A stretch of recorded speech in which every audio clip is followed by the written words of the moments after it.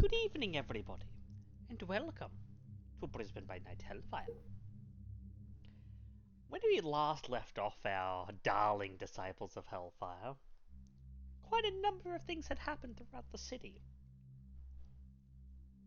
Clayton and Skye had welcomed in a newcomer to the city, one Elizabeth Davis, child of the La Sombra Primogen Ryan Strauss and her entourage of heavily armed men.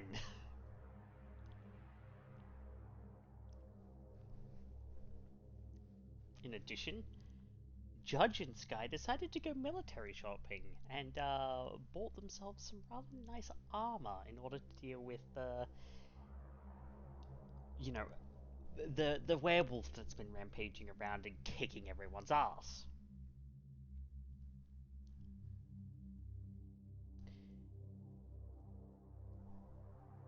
Ashton had gone to have his confession at the church, and indeed he did have a confession, although it was much, much deeper than he was expecting. And now, with a certain trigger word in his mind, he's going to explore what lies beneath St. Stephen's Cathedral. And finally, but certainly not leastly,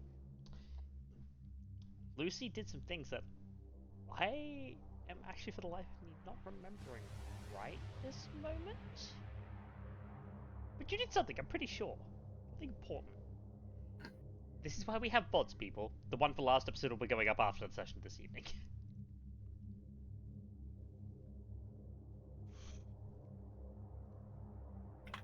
Would you like to know what Lucy did last session? Yes, I would, please. Lucy went with Skye and talked to the gangrel, and we're starting the search for her sire, and ended up meeting the gangrel Primogen. Right. And hitting it off with her.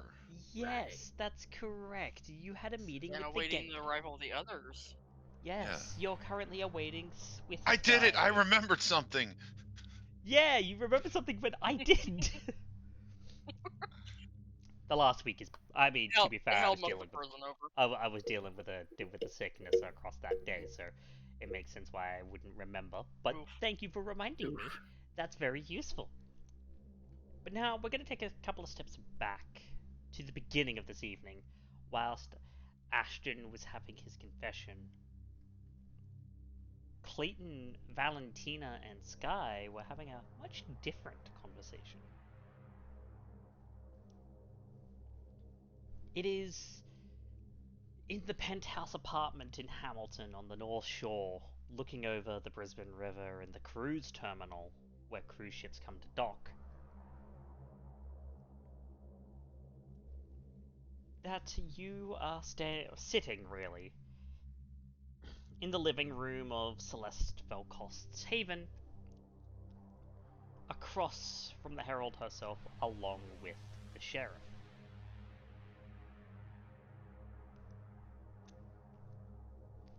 Them having asked you to report on the matters of updates and things, given that there were a number of things that you had done that were not to be spoken at Elysium due to the fact that Justica Lucinda was there, and things would have gone very, very badly had she found out about them. Good job deflecting, Valentina.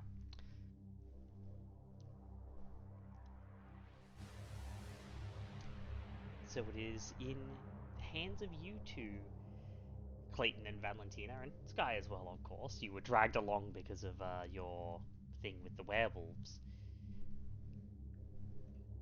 That the scene begins.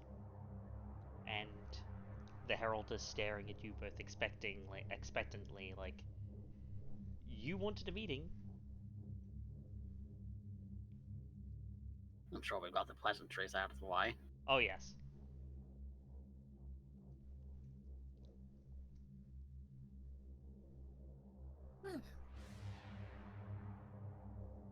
Let's see, of all the many things that have transpired, There certainly is sort of a cluster that we've come across. For starters, of course, you understood this hunter group. I believe we've reported on them before.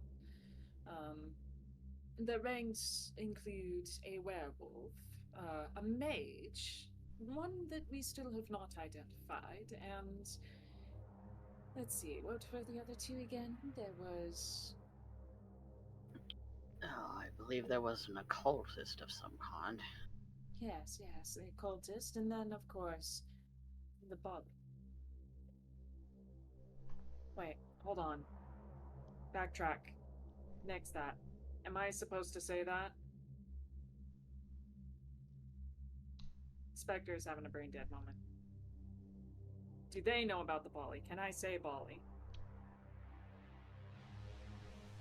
I don't know if they were told. Then nix that. Yeah. Valentina would have been smart enough not to say that.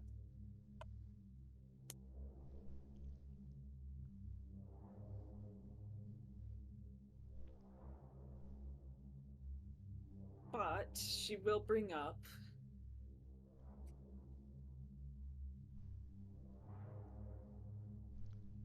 a blood sorcerer.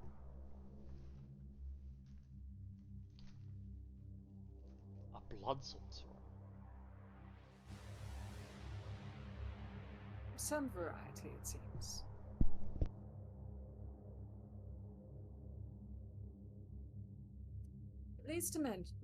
Needs to be mentioned that they're among the ranks.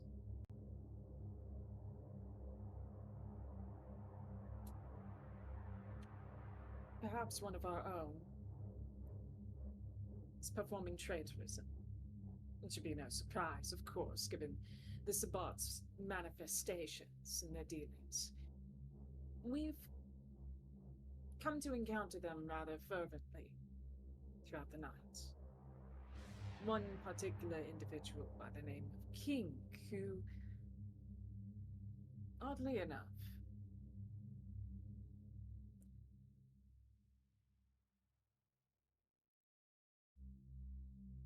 might be persuaded to leave. We're under the belief that if we were to eliminate the rest of his pack, he too would go.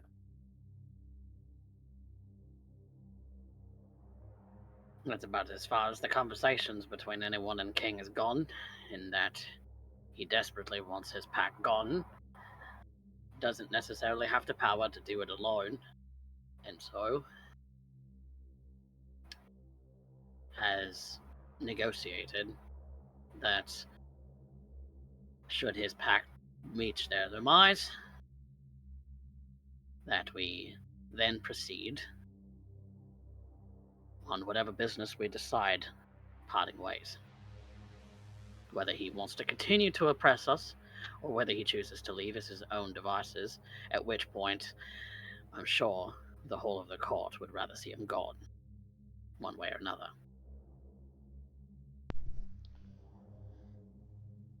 Enemy of my enemy, sort of. Yes. You must... Yes, about that. King himself has every interest to destroy this hunter group as well. It seems that they are part of complications for him. There has to be an ulterior motive. Celeste speaks up. There's always an ulterior motive. I mean, especially so. A member of the Sabbat doesn't just decide one day that they want the rest of their pack gone. It's not how their hierarchy works. It's not how the mystical The way the king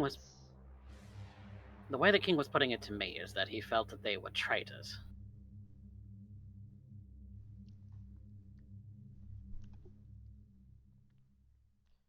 So you've the hunter conflict. spoken with him directly? Yes, I have.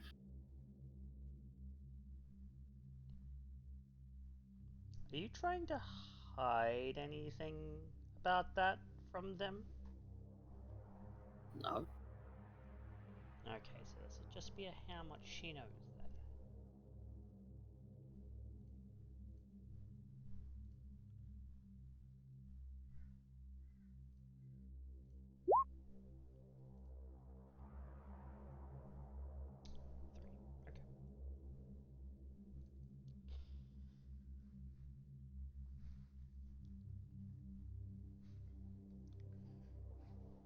Her eyes kind of narrow at you for a moment, watching you carefully, before nodding in affirmation. So it seems there's something then that links the Sabbat and their activities in this hunter group.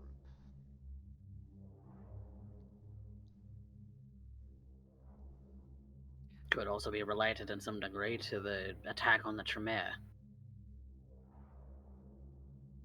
I don't believe it's all coincidence. Something like that rarely would be. Oh, and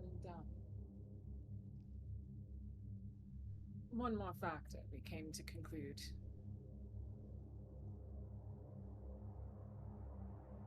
The hunter group. They seem to be the ones who are making distress of the Veil.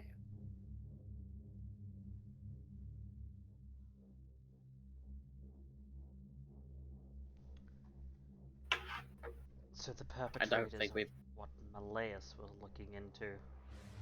Lucius speaks up in the back there. Yes, and as well, Mr. Sacks has completed the task he was set out to do. I understood you spoke to him about the mage part of that group. I did, yes.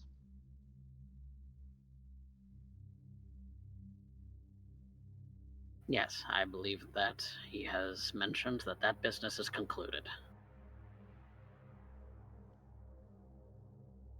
Therefore, upon root from the board.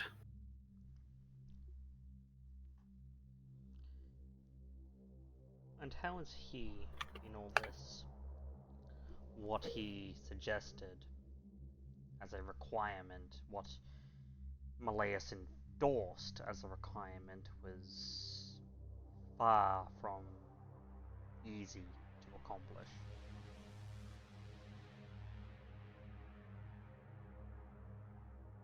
The man is very private. He has merely said that the job is done. I believe he has taken upon himself to settle whatever personal issue he might have had with the request on his own.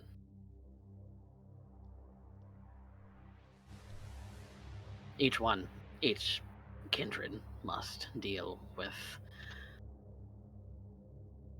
our morality on our own. And come to terms with the things that we do.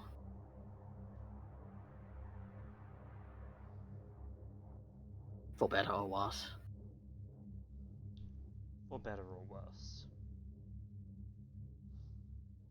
But I do intend to follow up, to check in. Good, he'll likely require it.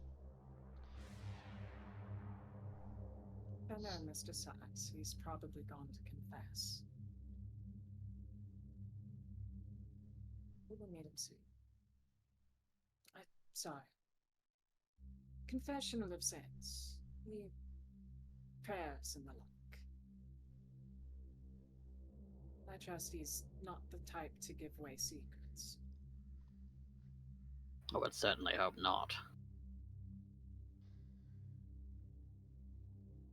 Yes, You would lament his pain and then move on.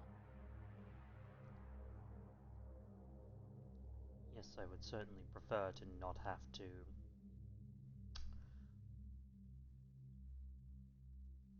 strike down such a serving member of the court due to a masquerade breach.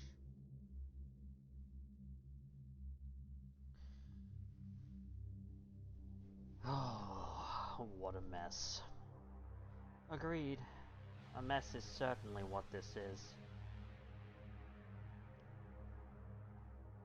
And a mess that seems to be well and truly all connected. To what ends? The downfall of Brisbane seems to be the aim. To cause chaos and splintering and ruin. And who would stand to gain?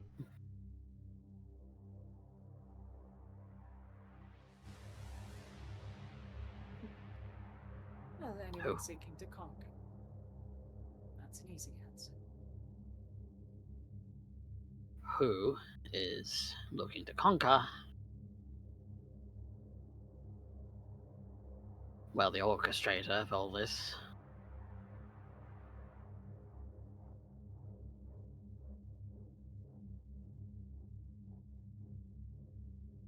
Or someone looking to strike up some fun. Oh. This is someone's consideration of fun. I don't want to know what it looks like when they want to actually fight.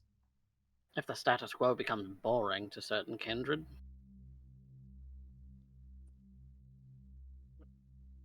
I suppose I've met those types.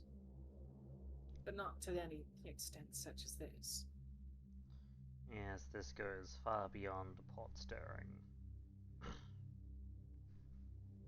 There could also be that kind of pot stirring happening in the meantime to whatever ends. I don't claim to know the motivations of those older than me, but I can hazard a guess that it's not going to be fun for the rest of us. No, I doubt it. Certainly isn't as it stands.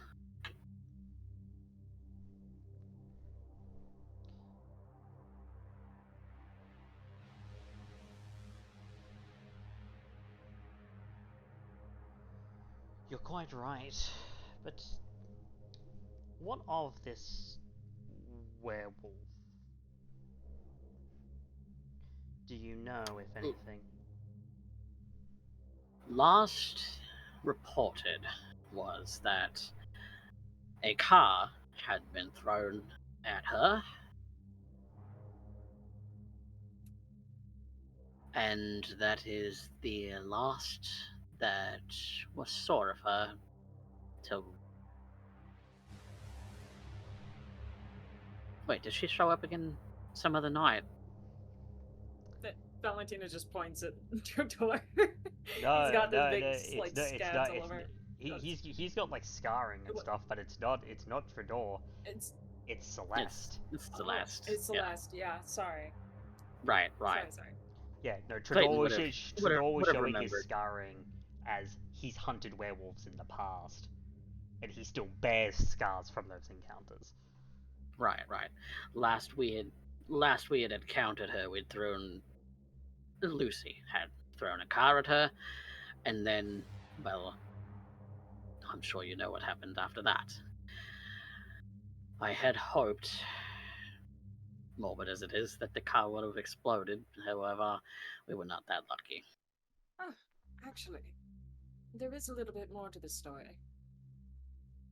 Please. Now, Miss Mason, you've been in talks with the local pack, have you not? I have. Lupine. Excuse me? I haven't had a chance to check in with them lately, but...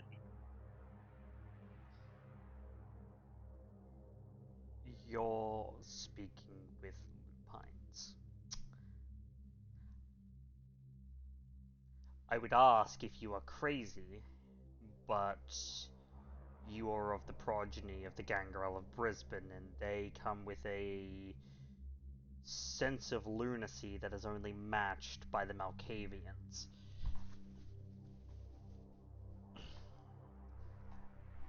In terms of where we stand right now, Sheriff, the more allies we have in this regard, the better.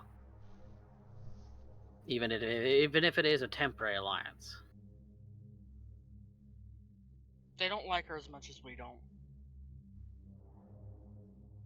By all means, they could have just outright killed me in that moment and be done with it. They didn't. They chose to listen. They chose to help us hunt her down.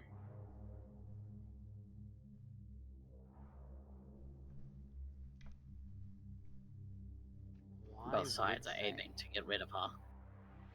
Why would they? What stake do they have in that?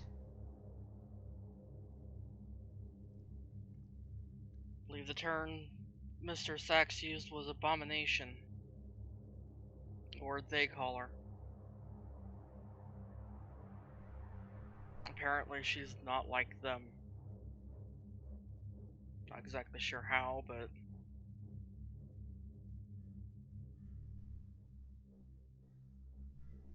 I don't remember. Did Clayton hear the term stolen? Stolen moon. Yeah, I couldn't remember whether we had or not. Yeah, you had heard that term before. And Clayton will mention that. And you see a glance passes between Celeste and Lucius, and they murmur a couple of things to each other in French. I know French. So do I. See, basically, stolen moon. That complicates things.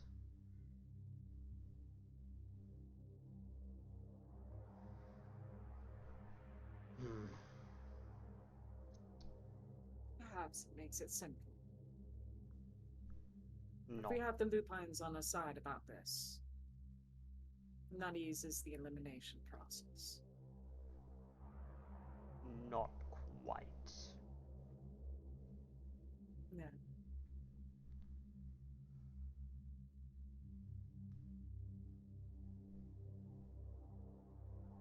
A question for you three.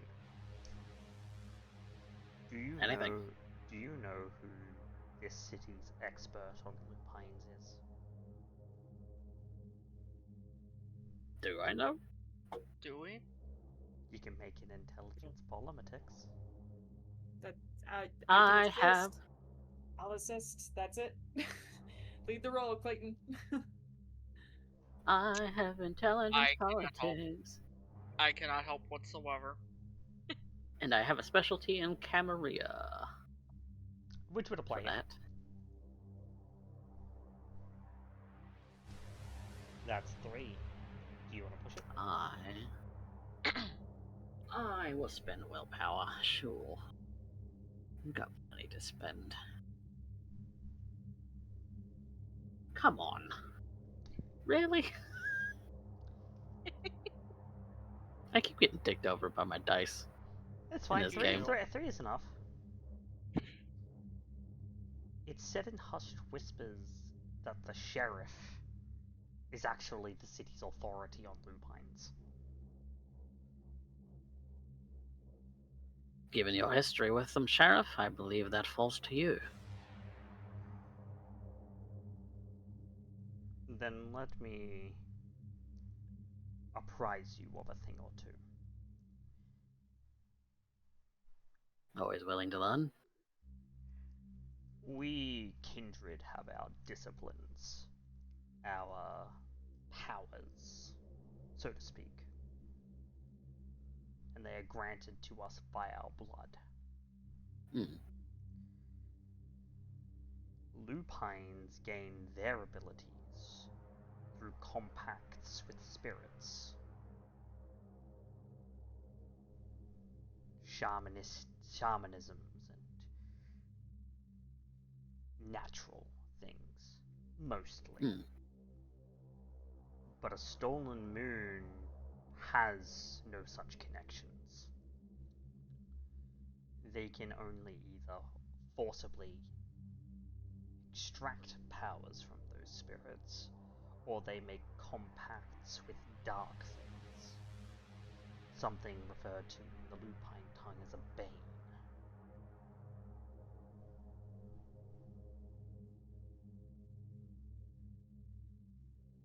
Given what this city is going through, with the thinning of the veil, with the prevalence of the Sabbat, with everything dark going on in this city right now, I wouldn't be surprised if that's where they're getting their power.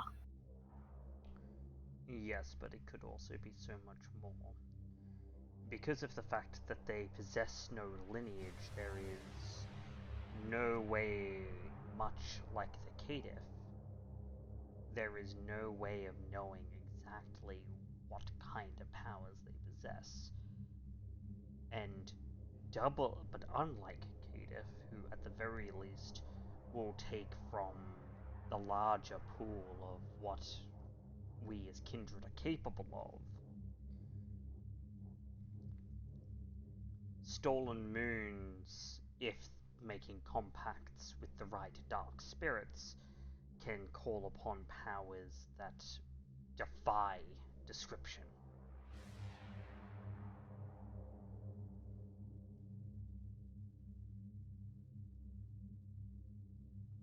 That's why it is easier said than done, even with the additional help. Someone else who understands the idea of what this creature represents is good. But the very fact that they are what they are complicates things in ways that I do not have the time to sit here and help you fathom. Perhaps a lecture for another time, when we have more time. But I think I understand the basic gist of what you're saying. Since there is no quote-unquote sire to base her off of, we don't know what she's capable of. Correct. Well, then the important question is she going to be hurt by the same things? That I can confirm as a yes.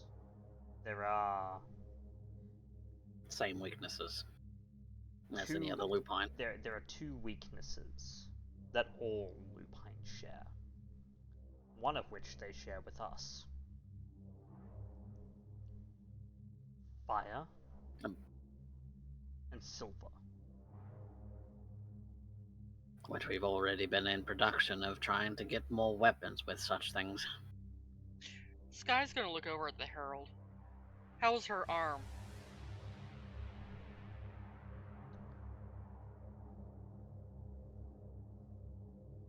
I didn't notice anything majorly wrong with it. Damn. I've also been told that they have some serious regenerative powers too. Oh, very much so. She recovered from the little present I gave her. She certainly recovered enough from Lucy's present too. Lucy and Skye's. I had landed a decent shot in her arm. Silver bullet.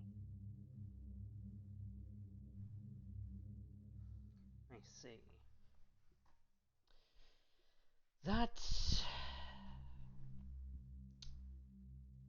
This does present a major problem. Which means that in order to defeat her, we have to confirm that she is dealt with once and for all if we are to incapacitate her. And at our current strengths, it would take... No. What you need is to simply do the one thing that works against all of us. Even the most powerful wielders of fortitude are not completely invincible. No. One will die by 1,000 cuts, no matter how strong they are.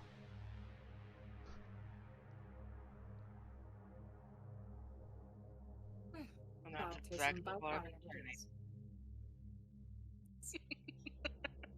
Same brain cell.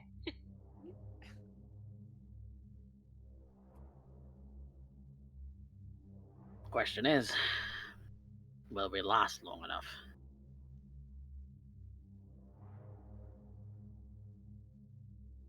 I can't say. The last time that anyone had any dealings with a lupine, it was near final death. And that's, what, 2 or 3 of us at one time? It would take the whole force of us. Not quite. And all at assault, almost. In all fairness, I was also already injured when she struck me.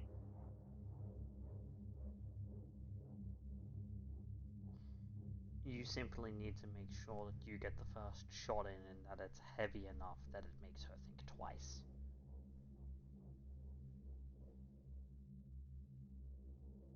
Strike once and strike hard. Make them flinch, and then in that moment, pour everything.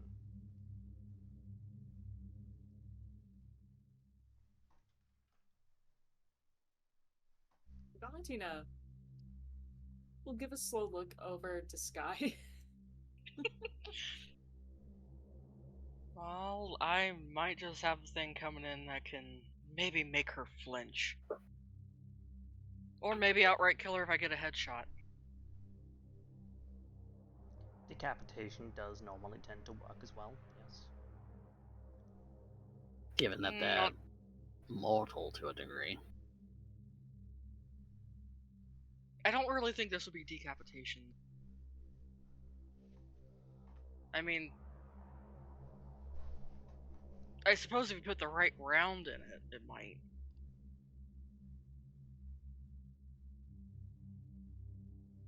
What are you thinking? I'm curious to know as to what this is too. When I have it, you'll be one of the first ones to know, Clayton. Fair enough. And Sheriff, I wouldn't mind if you could stop by to see it for yourself. If I can get any tips on taking this bitch out, I'll take them.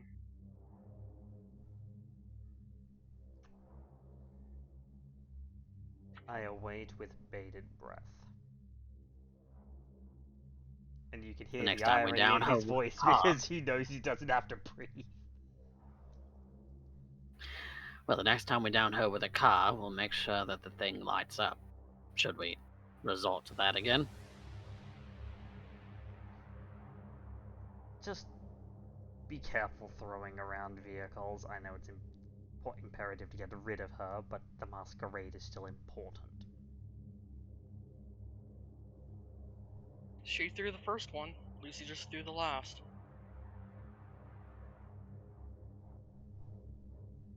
And nothing to report about a car crash can't resolve in that regard. It's harder to call it a car crash when the car is on its side, wrapped around a tree. Some crazier things have happened. Crazier things have indeed happened, but they normally come with forensic evidence.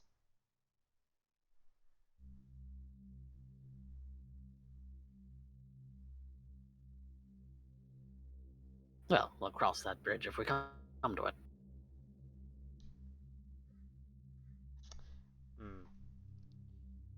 We'll cross that bridge if we come to it.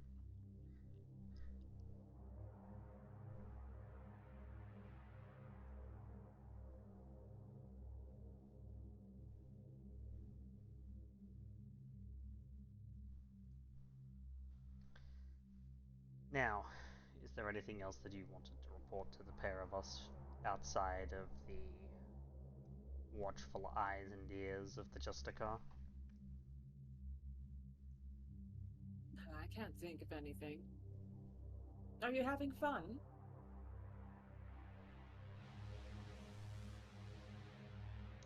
Perhaps.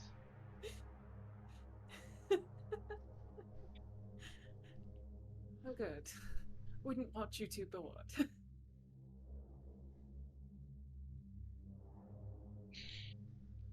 We'll be back in touch again soon. With whatever it is that happens next, I suppose. Step by step, night by night. Yes, keep us apprised. You'll have the new asset available to you later this evening. Oh yes, that's right. The Lasonda. Correct.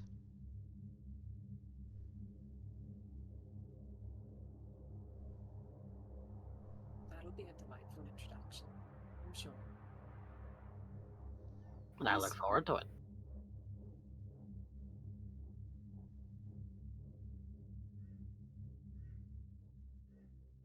Just to clarify, only one of us goes. One or two. Just not the whole group. She might take that the wrong way. Certainly wouldn't want to make a bad impression. Any insights as to who it is we're meeting? You'll be meeting one Elizabeth Davis, child of a Primogen Ryan Strauss. Ah. An ally to the tower.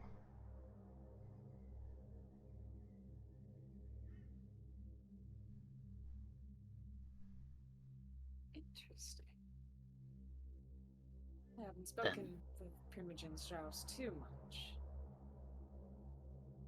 It'll be fine to meet this child. You phrase it very peculiarly. I suppose I'll find out what that means. Well, whoever it is the welcoming committee.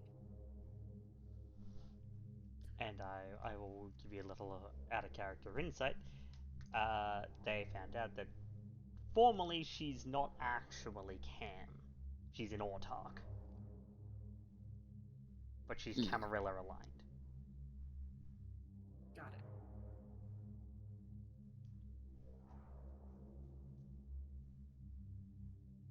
Unless perhaps, Mr. Wellsworth, you would like to be the welcoming committee.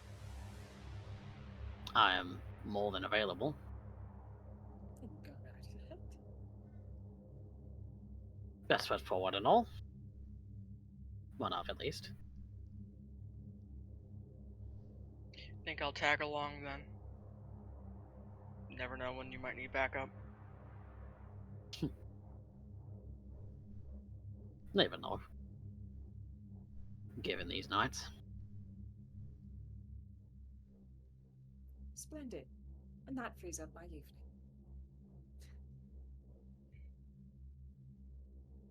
Well then. Any other questions, Sheriff and Harold? For us? No, I think we are good for the moment. Although I'm sure things will come up soon that will require our more direct attention. I'm sure. Until then, the rest of us must get back to work. Quite.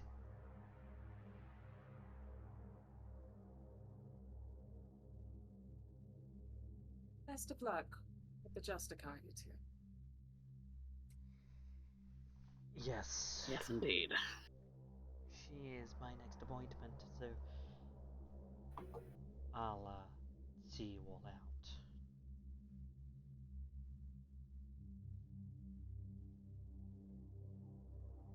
Clayton will get up from his seat on the couch and reach his hand out to shake for both of them.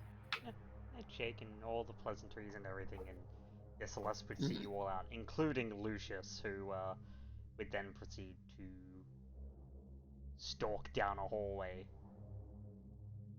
Sheriff, if possible soon, I'd like to learn from your expertise on these things. The lupine. I'll see what I can do. Thank you, sir. Schedule a lecture and all that, I suppose.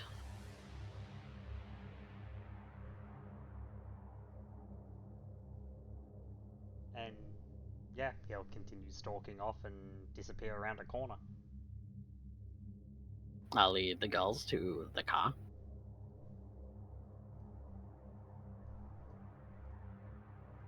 That went far better than I could have expected.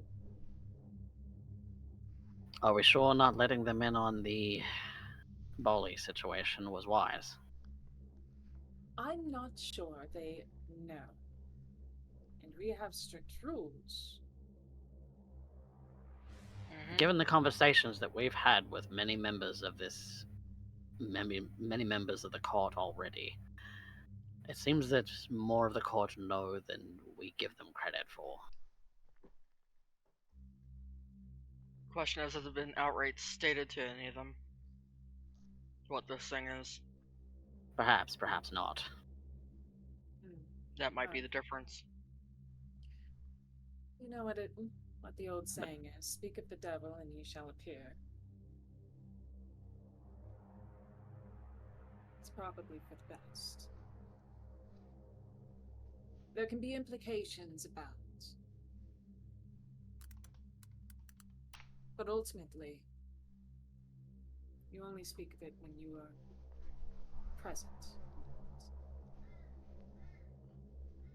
Fight Club rules, masquerade rules, the like.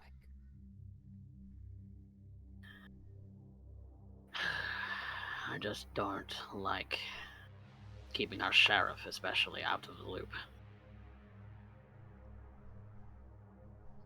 He's quiet. And if he does know anything about this, he knew. Of a stolen moon. Of a blood sorcerer of the Fae.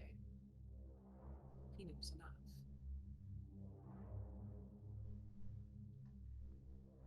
He can suspect. But we still have our bylaws we must follow.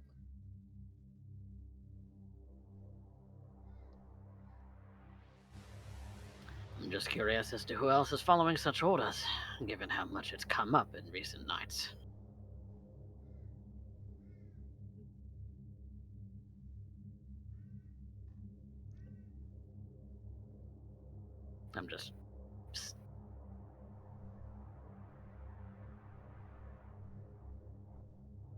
I don't think that we're the only ones. Of course not. No one is claiming that. Well, no, but I don't know. I just don't. It's hard to know something that others should know and be forced to keep it a secret.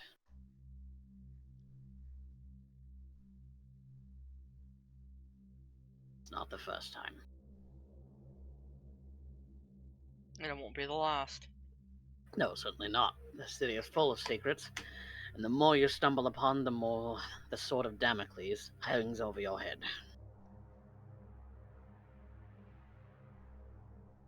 And it hangs over you. At least you believe, most of all, with the things that you know. The things that someone tried to make you forget. Yep. So far as they know, I did forget.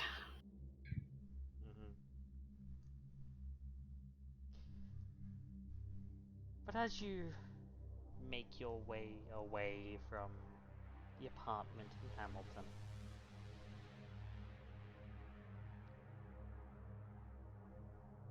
Your mind's cast to what comes next. And what comes next? Well, we'll have to see. Ashton.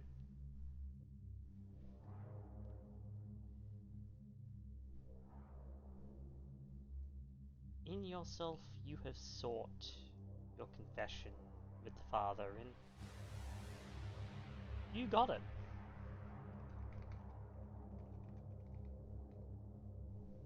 I did. And with whispered words and half-truths and double meanings, you've seen it fit to perhaps explore something that might be hidden.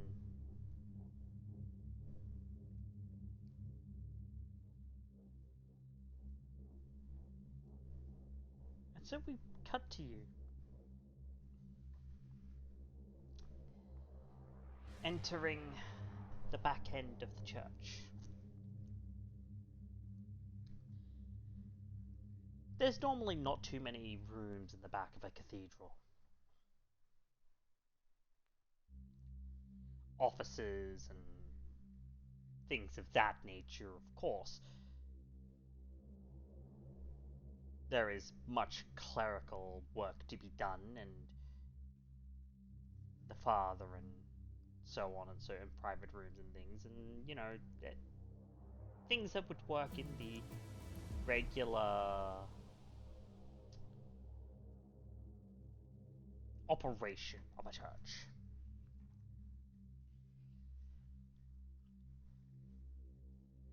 But there are also things that catch your eye that do not belong. Pathways downward.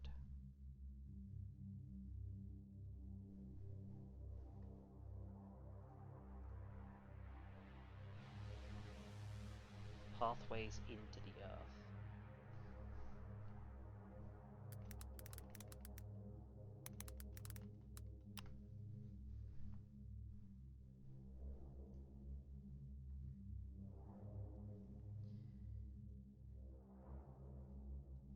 Well, that doesn't sound good. Downward. I'm gonna pop heightened senses and see if I hear anything. Sure. Go ahead and make me a wits awareness plus aspects.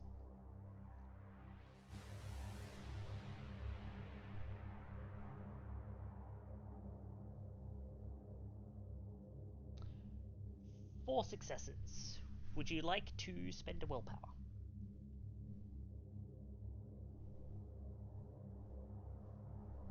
Five successes. Okay. You hear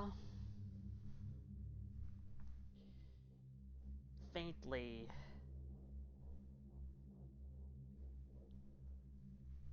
some talking.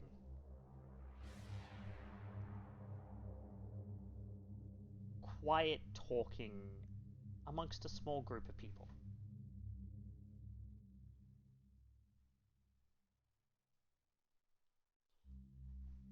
But it's under the din of the hum of electricity that you hear more than anything else.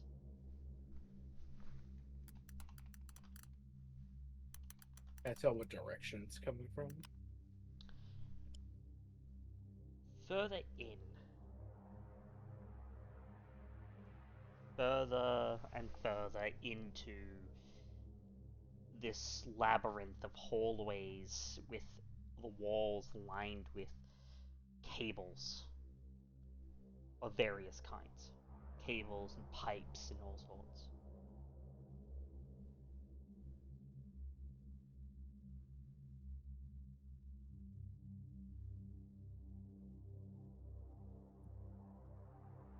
I'll go deeper in. Okay. Question. Yeah. Do you have Obfuscate, and if you do, are you using it? no and no. Okay.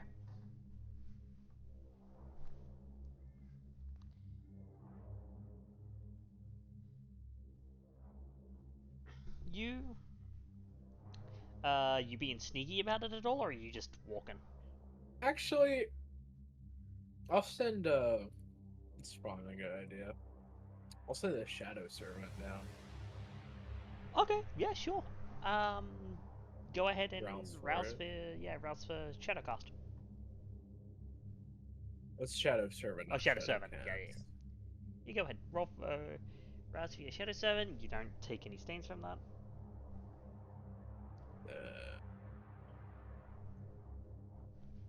4 successes. Let me just check the wording on Shadow Servant really quick.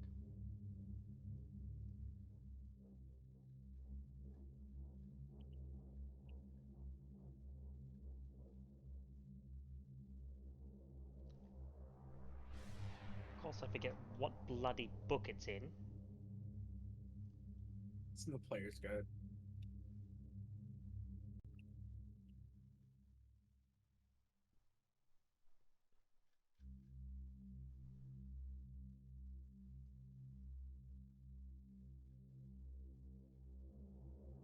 Ah, yes, I see it. No mind of his own if I follows the creator's mental commands. Yep, Shadow travels at 180, effortlessly slip into doors, climb walls, slip into the smallest cracks that will come into brightly lit areas. It can also cling to moving vehicles and travel at one night. Yep. Alright, yeah, so it's just a browse check. The Wit's Oblivion is just to avoiding like banishment by light. Yeah, avoiding the light to banish it. Okay, so yeah, I'll send a shadow servant in down there. Yeah, it's not brightly lit down here, like not bright enough that it would dispel that. Yeah. But it is dark enough that it can exist, but obviously it is still lit up down here. Yeah. And okay, so your shadow servant will start kind of looking around. Under doors and things of that nature. Are you moving whilst this occurs? Because obviously it takes time for it to go, because it can only travel at running speed, right? I think Ashton would have stopped here, kind of realizing that maybe himself going down isn't the best idea. Okay. It's a matter of maybe, with size, maybe 20 to 25 minutes. And then your servant returns. Okay. What do I see that my servant sees? You do see multiple things.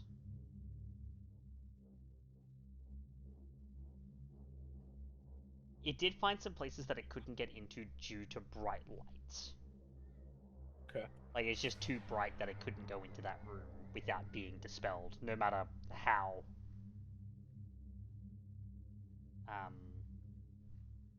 basically no place for the shadow to exist.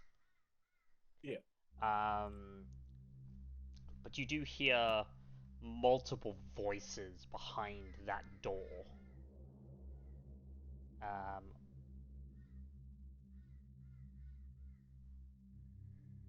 Two male, two female. One of the males has a relatively distinct German accent, but otherwise they're kind of indistinguishable. Voices are somewhat indistinguishable from each other. Okay. Then you have, as you go further on, the cables seem to kind of coalesce into a.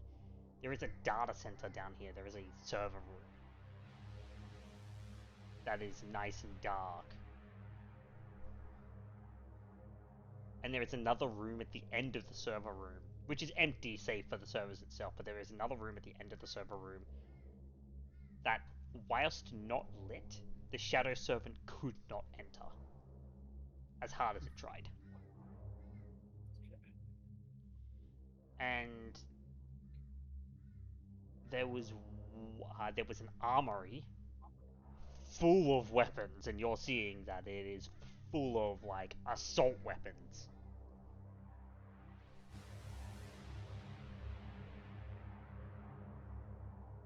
And then there is another way that goes up into another part of the cathedral where there is a dimly lit office that the servant was not able to enter.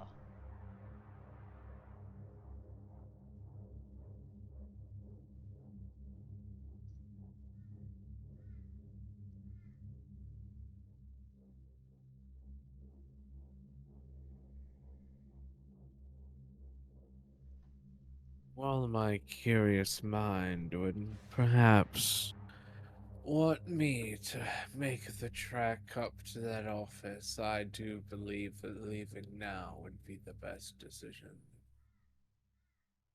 I've seen a lot and learned a lot in the last minute or so. These are things I need to be aware of, be cautious of. Perhaps the wording was on purpose after all. It's good that you have these thoughts, and because you have heightened senses, you will hear this, but there are now a dozen or so sets of marching footsteps. And they're beginning to get louder. Coming towards me?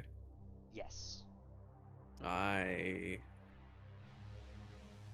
will hightail it out of there with another message to Judge saying that I'll meet him somewhere. Okay.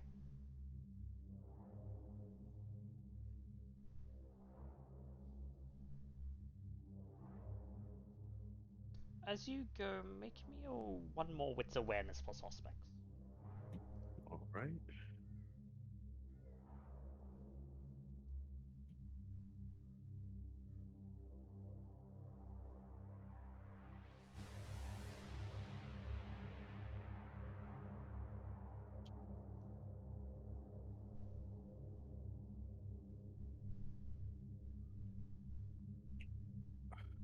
One roll 20 wants to. That's 5. Do you want to push it? I have a lot of willpower, so yeah. Okay. So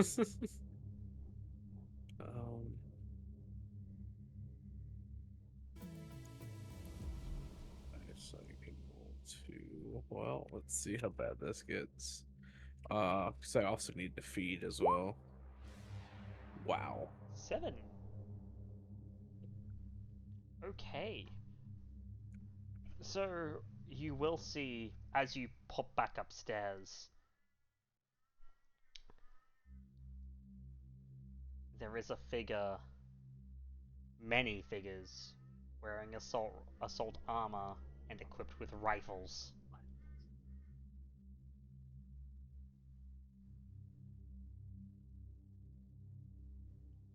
Like think like a SWAT team. Yeah. However, they don't manage to see you as you slip out of sight. Good. I have to get the fuck out there. Yep, and I am going back to my old home first to get a munch on some corpses because, yeah, fuck this shit. Sure. Go ahead and make me a hunting roll. So this is where God is. I don't think God wants me here.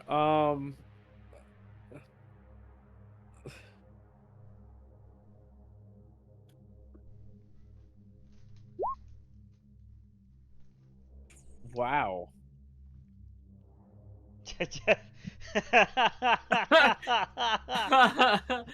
So yeah, 9 successes is definitely going to be enough for you to hunt. Yep. I see. Taken 2? Yeah. Go ahead and just roll me a d10. Okay. 8.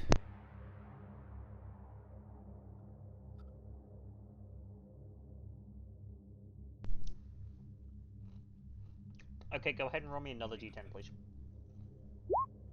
3.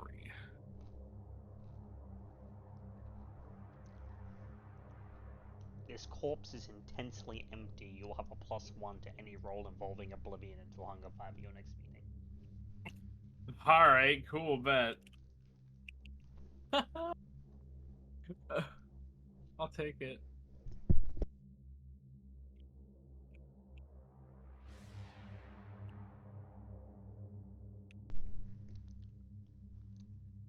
So, Judge,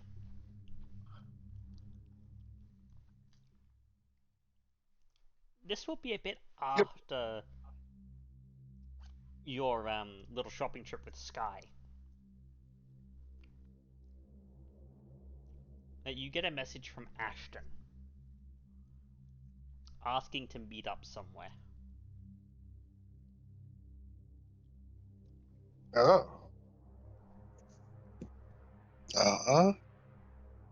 Sure, where do you want to meet?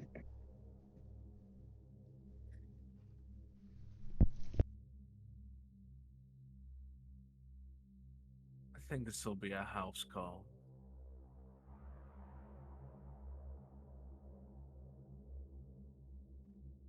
Oh, all right. Mine or yours? Never been to yours.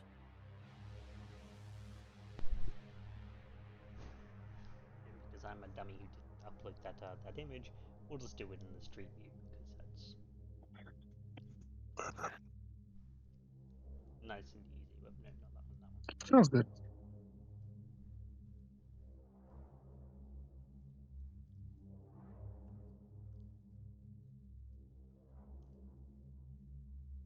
So it doesn't take very long for you two to meet up at Judge's, which is it's a quaint little place, but it's obviously got the workshop where Judge has been very hard at work over the past few nights. Yeah. You see a lot of different bits and bobs just strewn everywhere, some half-finished projects, and you see a very... Wait, you see something very surprising, actually. You see a very gaudy-looking scepter just lying on a workbench.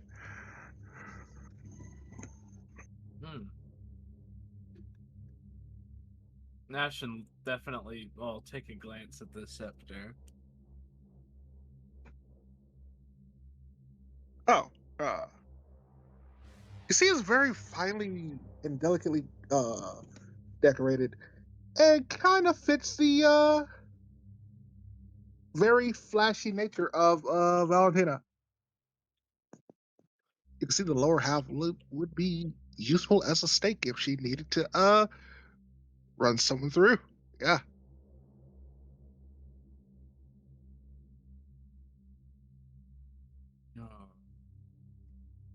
Craft is quite nice. Mr. Cross. His staff is a bit gaudy in nature, but again, the craftsmanship is quite nice. Thank you. It usually isn't my style, but I think the person it's intended for like it. Maybe. Well, I hope they do as well. As it is, even if they do not like the object itself, often it is the thought that counts the most. Fair enough. Speaking of thoughts, I suppose that's why I called you here. What's on your mind? Well, given what I am, Mr. Cross, I am a shepherd of many things. Sin stains other people Yet I do not find one to wrangle myself in with. There is no shepherd for a shepherd, if that makes sense. And have learned, how true that may be for me. Oh. Coletti's struggle of faith, Mr. Cross.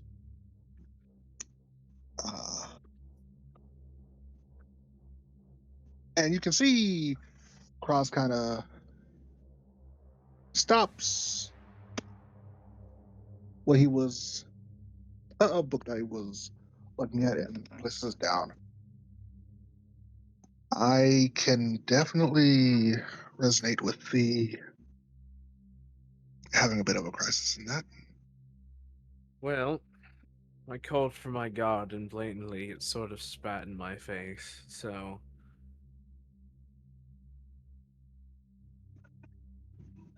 I guess I am learning how truly alone I may actually be.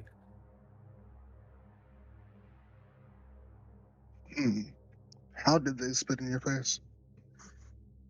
I went to my friend's church, my brother-in-arms, Mr. Dresden, Father Dresden, for confession, and I laid out a few of the things, the terrible things that I believed I've done wrong. And in response, I was sent into some sort of mental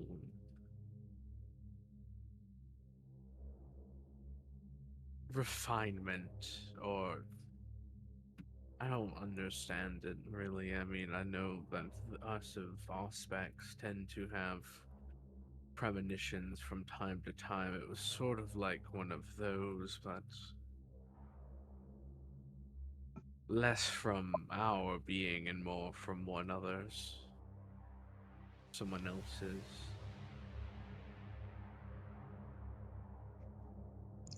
Oh. It's odd that that would happen, but given you were in a church, that is a bit concerning. Yeah, and if I remember correctly, Gavin, because I was in confessional, I didn't know who did that to me.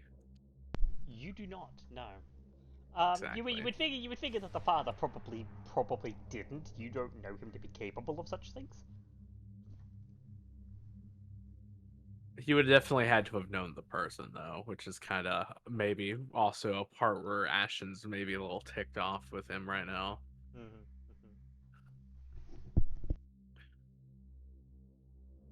There I was challenged, and I thought, to the best of my ability, that I had persevered.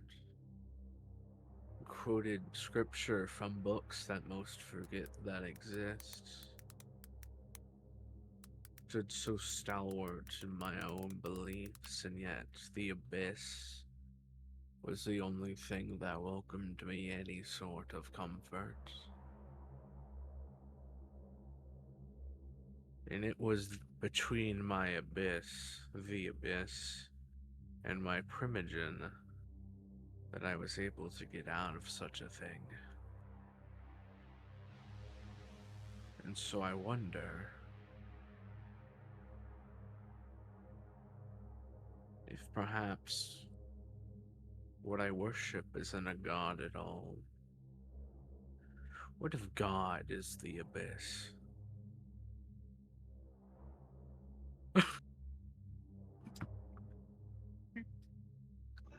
What if it was the abyss?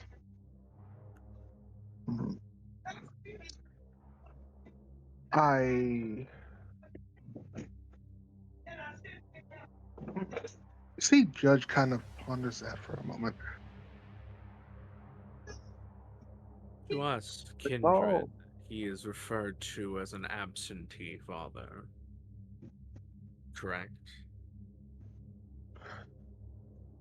That's what most kindred would say. What if he's absent because that is all he ever was nothing?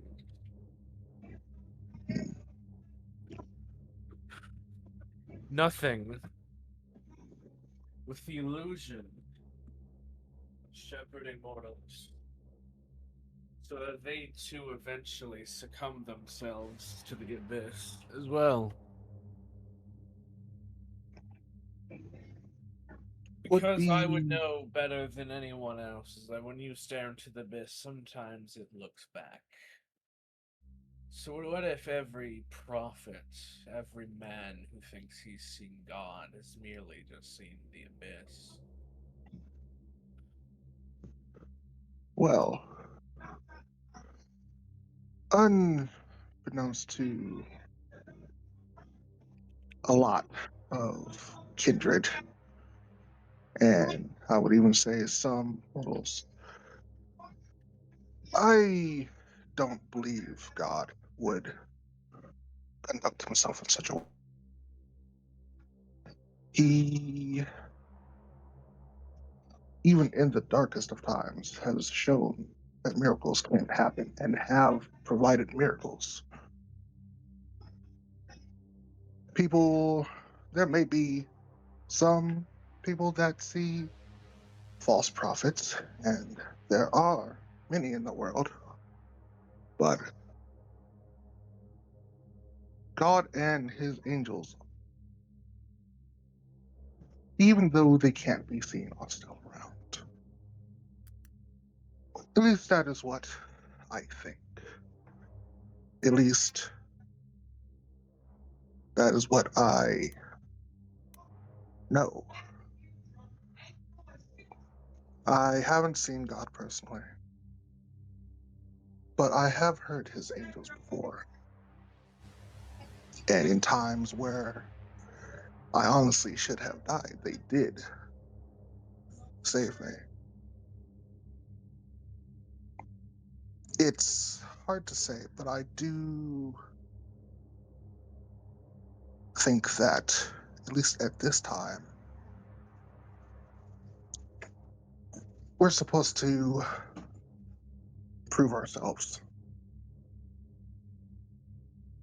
There's so much in this world that can lead people down into a spiral, and there's so much darkness that it can easily take over us. But as you can see, even with all these entities that are trying to claw at our very core, our beliefs, the world is still going, and the darkness hasn't swallowed us all. It's had thousands of years to do so, yet it can't.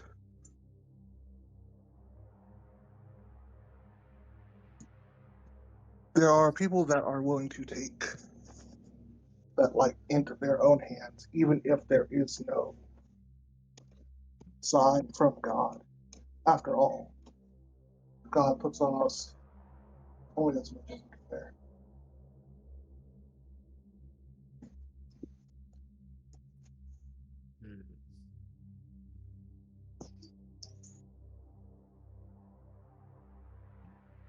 I suppose I can see your vision with that. However, I've just experienced firsthand on how he'll turn those who've done the most for him away.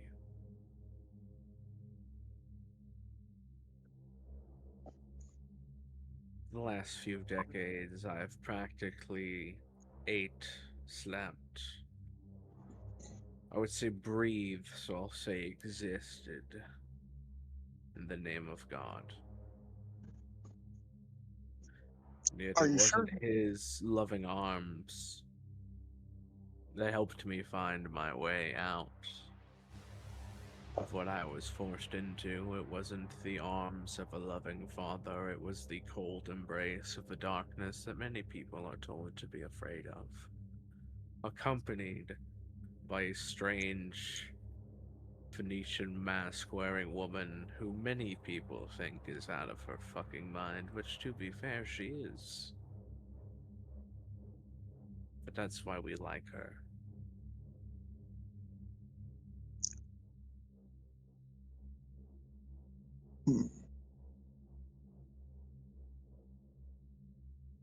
I can't fully say if he abandoned you or not.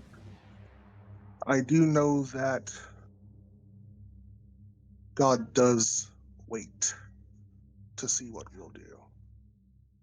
And he does open our eyes to other options other than just him.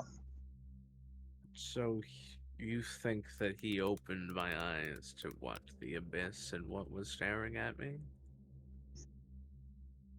To get to know the entity you find yourself so close with, have you interacted with the abyss like that before?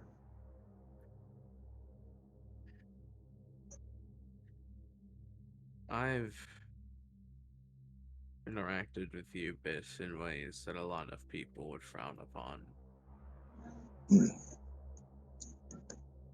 That would probably get one killed if they were to still be practicing such a thing within this city and its limits. I see. Judge. Yes. Have you ever heard of Shalim before? I do believe that name popped up earlier in our conversations. Well, not ours in particular. The acts that I committed, unknowingly, mind you, in the name of such a thing, were detestable. So I turned to God for redemption. That's the story.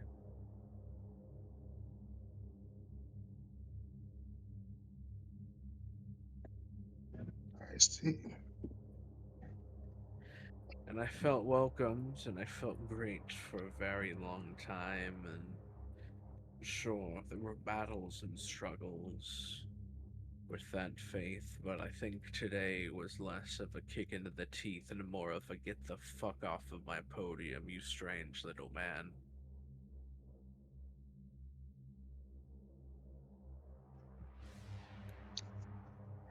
I feel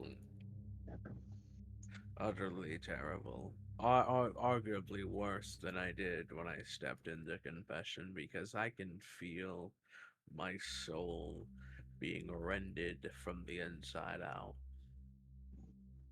Because I decided to challenge myself in the way that I believe. Because I believe so righteously that apparently me myself am not righteous. And for that I was gifted darkness by the abyss, and if you looked into my soul right now, it probably wouldn't be all in one piece.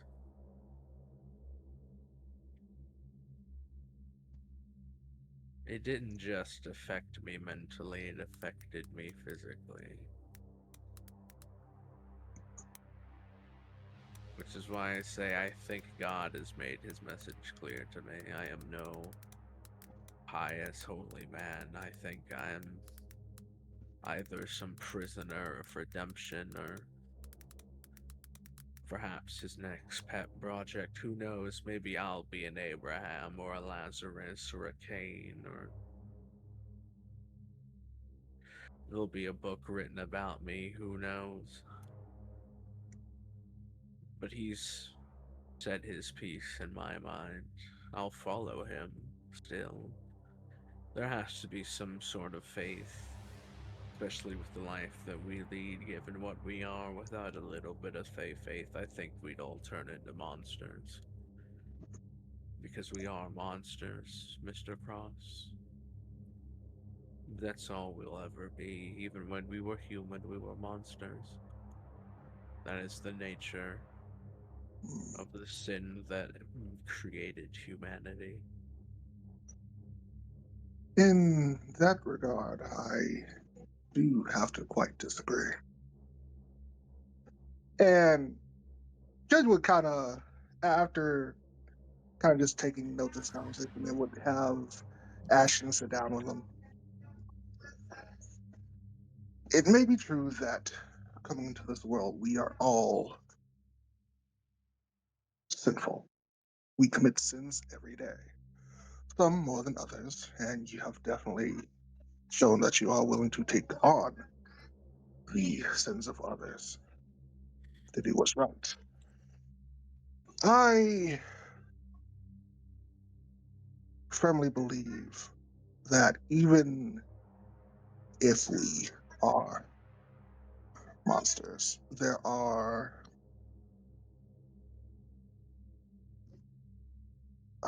is not all that we are, in a sense. We do have choices that we personally make and take upon ourselves. And that character is what defines us, not the sin that we constantly carry. I very much understand your position in this sense, though. You believe ever so faithfully in God, and you have preached his scriptures, you have preached his sermons, you have done all that you can and take on all that you can.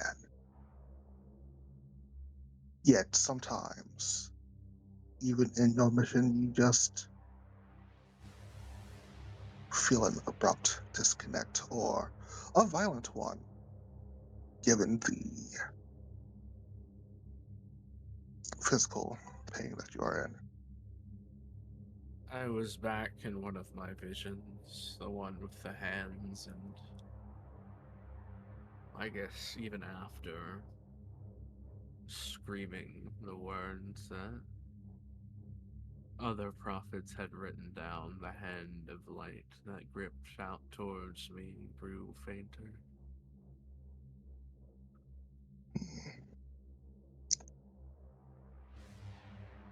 In this regard,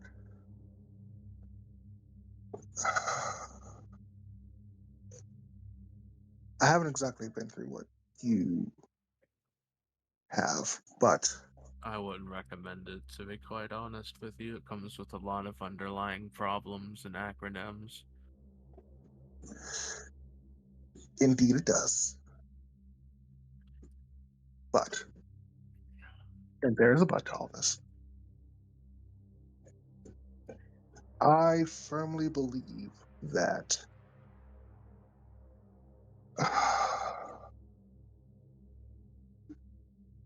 even if God sometimes does take the hands off approach, he is never fully gone.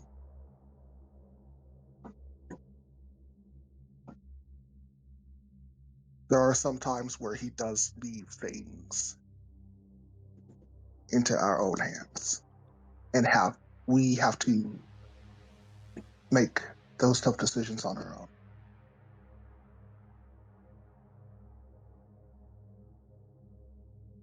I very much felt a disconnect from God for quite some time. Though I don't think he's fully gone or absent.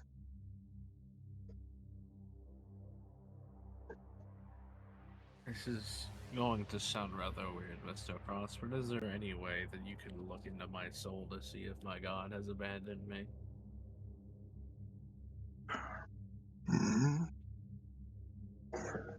I can try.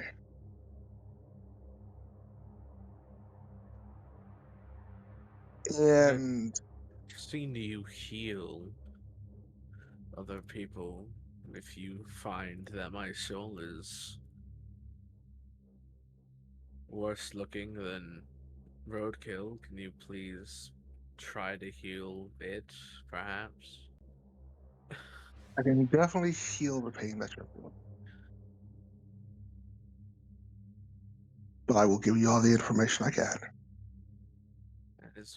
That it would be much appreciated, and that is why you are the man for this job, because I know that you will come to me both from a place of honesty and a place of experience, because not a lot of people have that experience.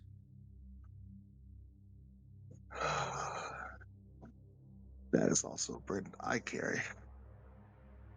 And Judge would end up taking time to try to scry Ashton's soul. This will be the first time Judge would be doing this in particular. But I am curious to see,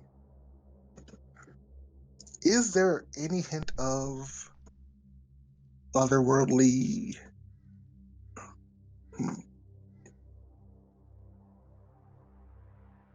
Is there an essence of God on Ashton? Other than the Abyss. Okay. I would assume you're not resisting this at all, are you, Ashton? I am not. No, I came to him specifically so this would be done with me to resist.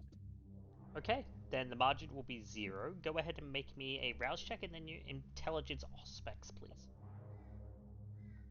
All right.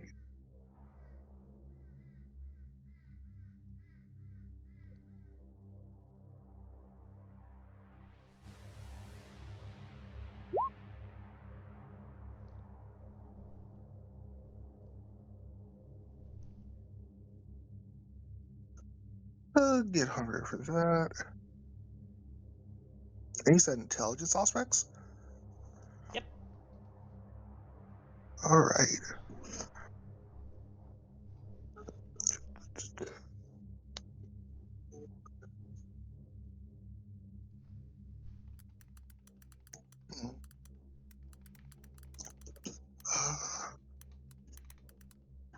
Any modifiers for this?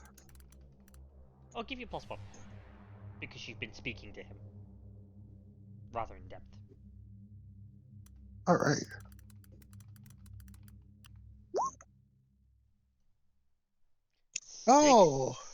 Six successes. Do you want to try and push that at all, or is 6 enough? Oh, I'll try to push it. Okay, go ahead. I have 3 dice I can try to play with. You do have 3 dice.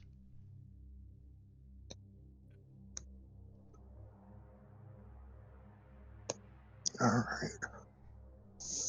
That'll turn it into 7. Okay.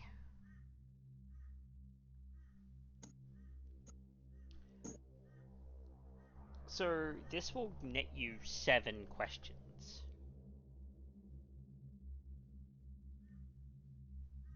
So you will get 7 questions about about his aura and his psyche. So all right. Go ahead and ask your questions.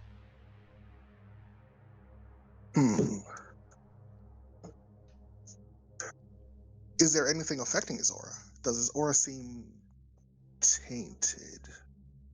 So you're asking whether under the influence of blood sorcery or other magic? Yes. Yes. Mm. It can't provide super precise information, so it's not going to say what. But, yes. Okay.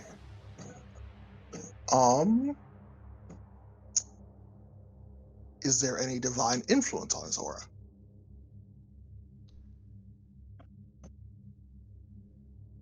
No. Okay.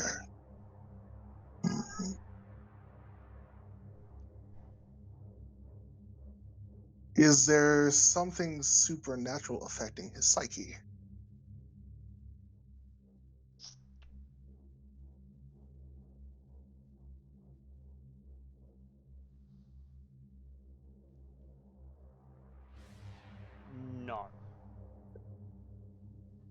There is nothing forcing him to feel a particular way. Okay. Just making sure. Let's see, that's 3. I can't get specific details.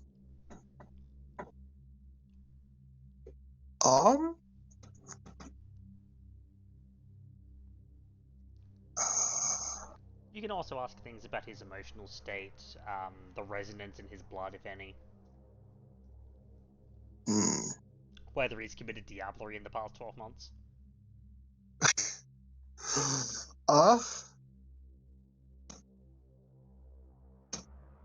Oh, not particularly important at this time.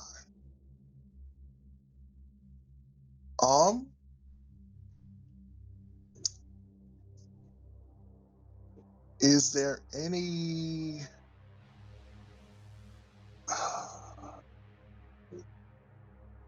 This would be kind of an obvious one, but is there any...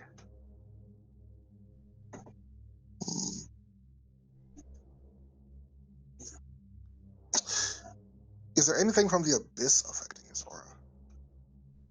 I know he's dabbles in it, but is it like actively No. Shifting his being? You have 3 questions left.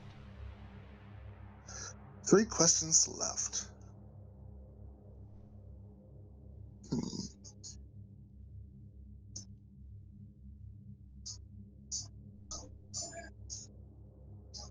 Trying to think of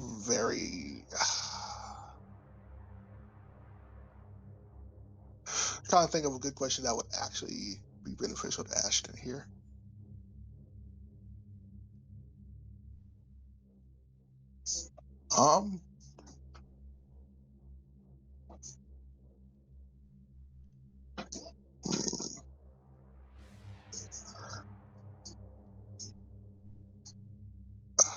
Any question you would want me to ask, Velocity? Because I'm slowly running out of ones. Nothing like came to mind. I mean, you hit the big ones. Yeah.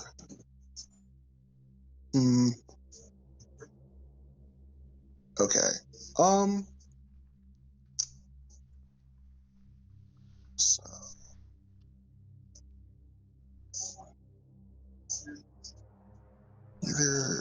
there's neither a divine force or any abyssal things affecting his aura currently. And if his aura isn't tainted either, his aura is okay. Well, it's tainted by magic, but that is actually a concerning point. Oh, wait, I have a question.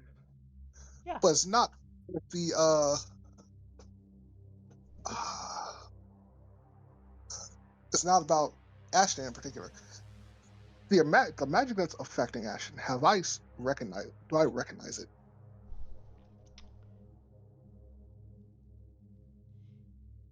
It lingers on him, but it's not actively affecting him, but yes.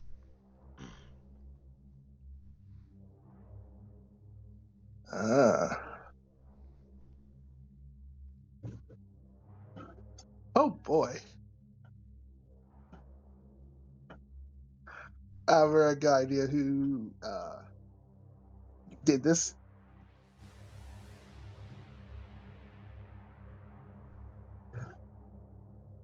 Okay. Back to the 3 hard questions. I'm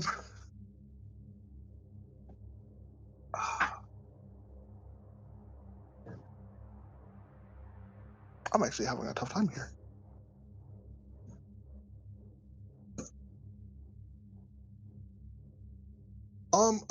Okay. Well, I do have a question with this one now that I kind of think about it.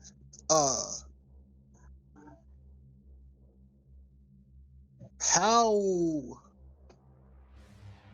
does his aura seem frayed or weakened currently? .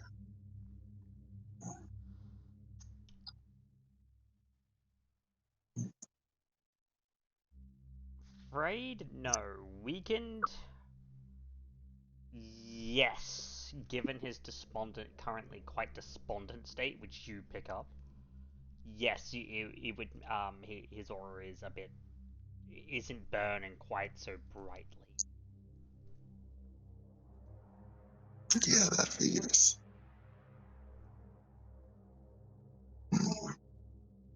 You've got one more. Okay. One more.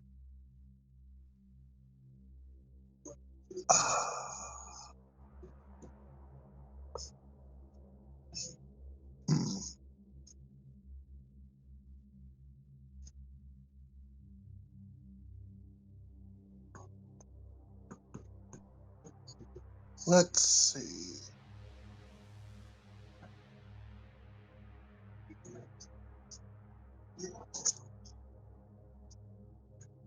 God, the final question is the hardest one. Indeed it is.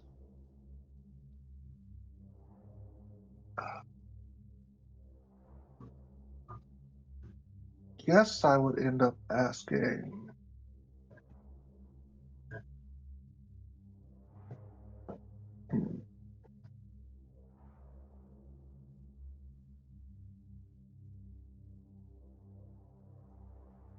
Um.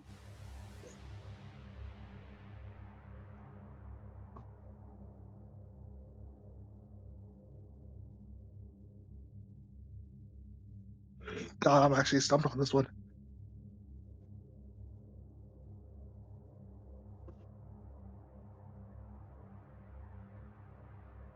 Because I feel like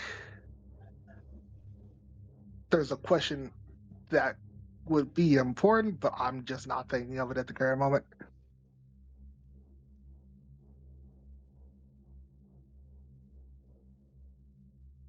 Hmm.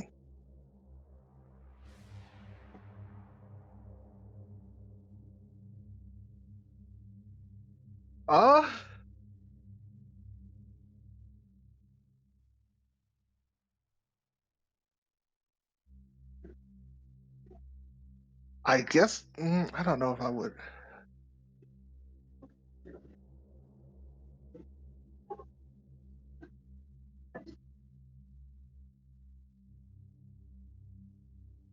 What would help bolster Ashton's aura?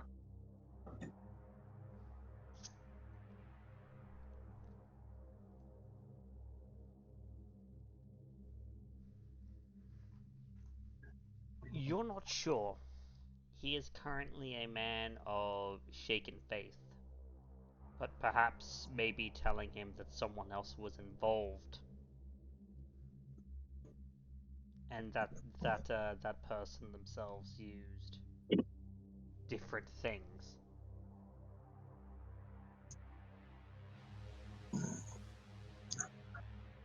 Okay. Well, my friend, I can definitely tell that someone's putting magic on you. It's still faint, it's just remnants, but I do believe my contact from the SI was involved with that. And what she can do, I'm not all too sure, but I suppose that explains how I, as a kindred, was able to be put to sleep. If otherworldly forces were at play. I do know that her magic is a bit strange. So I can't say if she crafted what you saw specifically.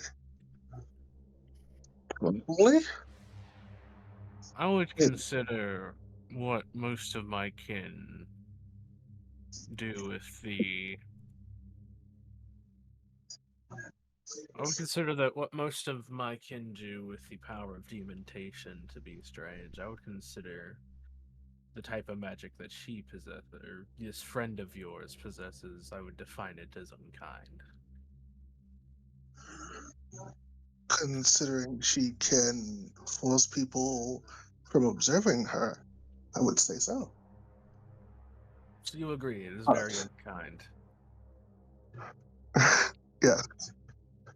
Alright. I didn't see any. Surprisingly, your aura is, even though weakened, it is fairly clean. There's, well, other than the magical taint, but I don't see any influence of the abyss in your aura either, which I was quite surprised about. Perhaps it's because the darkness I absorbed went straight to my soul.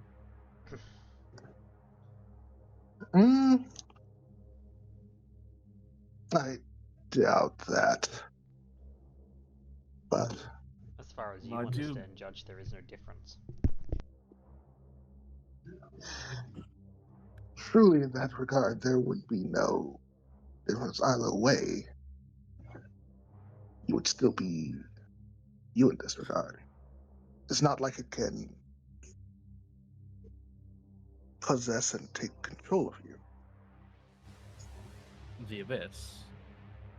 Well, taking control of your soul is what I'm saying. My soul, perhaps not, but my body, definitely. That is definitely something in the array of the abyss, but I guess, again, that's not why we're here. I appreciate the information that you've given me. But then One- that does... Oh, go on. One sec.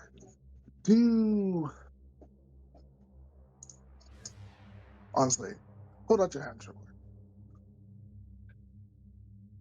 Ashton hesitates, but will hold his hands out. And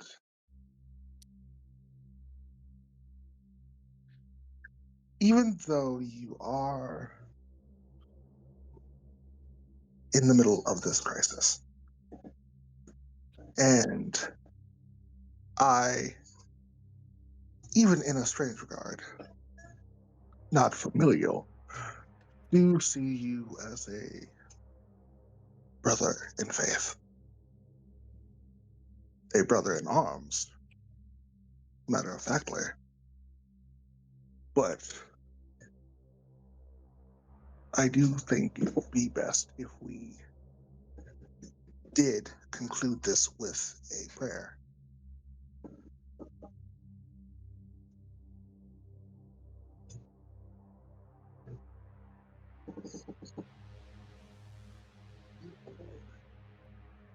Disagree with this? I can agree to that. All right. Is this how Judge will unburden my bestial soul? Yes. Oh boy, hell yeah, this is pretty thematic. I love this. Alright, let's pray. All right. Would you want me to lead the sound of that? Don't think I've ever heard you get all preachy before. I would be very curious to see what yours sounds like.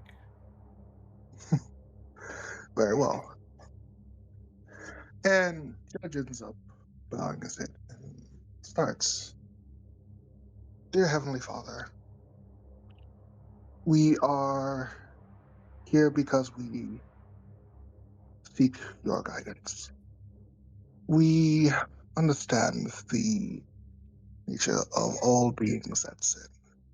We understand the nature that you sent your only begotten Son to earth to help us alleviate those sins. He bore all of our sins on the cross and died for us so that we may reach and be a part of the heavens above. We have went through many hardships. The city we are in has been begotten by those that would seek to ruin it, and those that the devil would see as his allies. During these times of darkness and very shakable conviction, very distraught times indeed. I'll say. Sorry.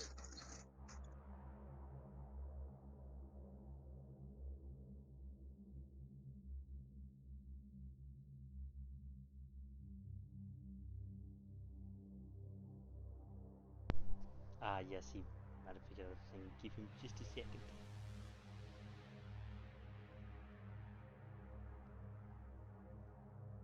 I think this is a good seat to have.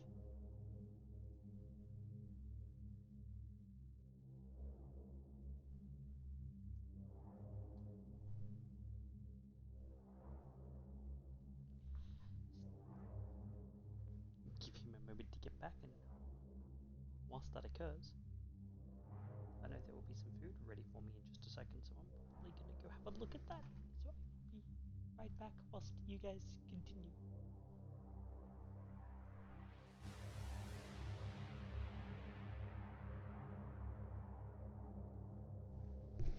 Sorry about that. Continuing. We very much have been conviction. We have the conviction and will to do what you order, and we very much seek your aid in these trying nights. We have lost much, and we take on much. But in your heavenly name, the impossible can be done. And Judge would end up using the power that he has to try to unburden Ashton's soul. Oh, so you want to use unburdening the bestial soul? Okay. Yes, indeedy. Okay, so I need to check a thing very quickly.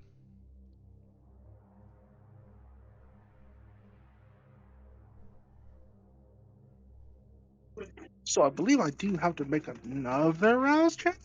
You need to make 2 rouse checks. 2, okay. 1 sec. 2 rouse checks and take a stain.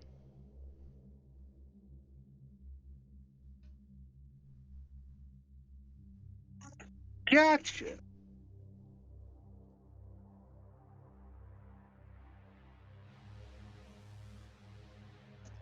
Let's see what our character sheet.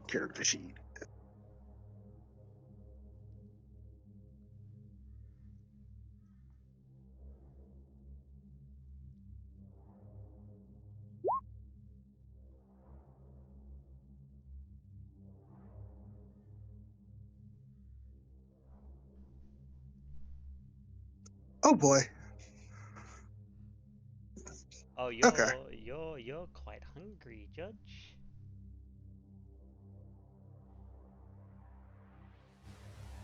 Yeah. Okay. And I believe it's. What is the other?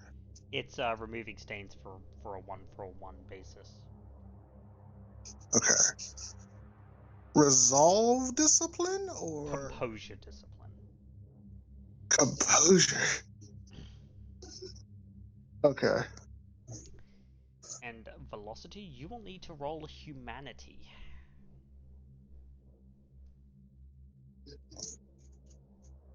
Let's see. Any modifiers? No. All right.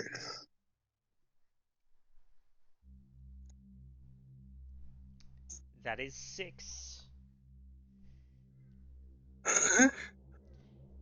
You can't grant him additional humanity, but you can unburden him.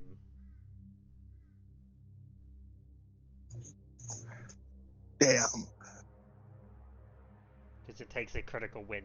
You could obviously use the Salubri Coterie merit to re-roll those hunger dice, but it will be a messy crit. Oh shit. Fuck it, why not? Re-roll 2 dice. Alright. Let's see. Oh, hey! That's a messy crit. 9 successes. Alright.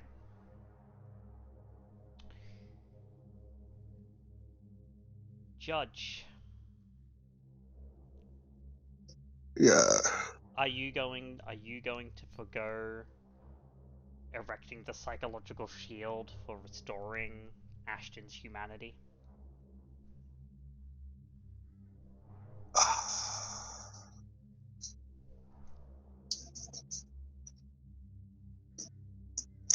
Yes, I want to restore his humanity. Alright. Ashton. Yep. We did never resolve those stains, but that's fine. We did not. You can go ahead and remove them and increase your humanity by 1. Back to 7. Thank you. Back to 7.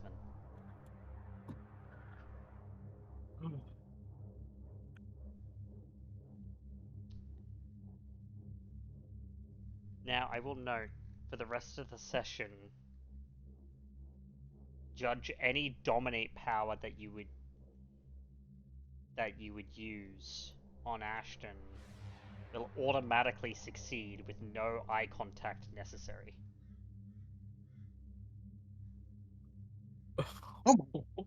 Oh. Because you're sharing a... There's a bit of a mind meld as part of the unburdening the bestial soul.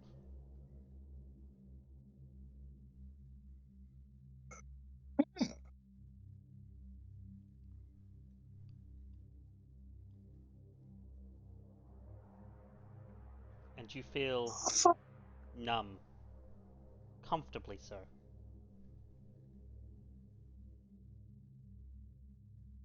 The gnawing is quiet.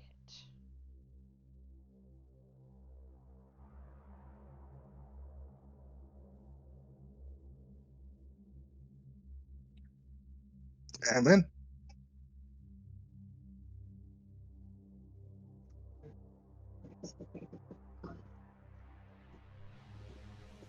Ashton's kind of pauses for a moment, still with his eyes closed, and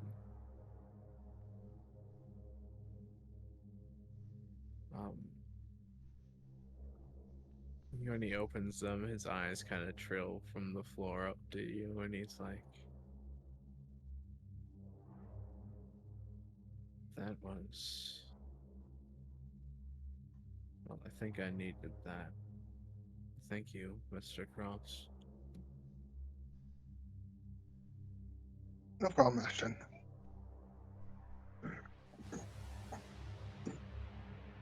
In all honesty, struggling with faith has been something that I've been dealing with for quite a while, but miracles are still in the world, and I choose to believe that good is not in vain, and God notices that.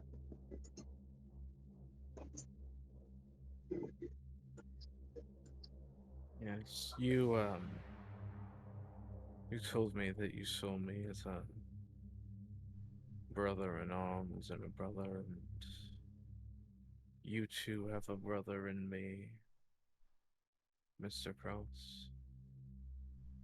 I feel that out of most of the people that we know, you are the only one that understands me.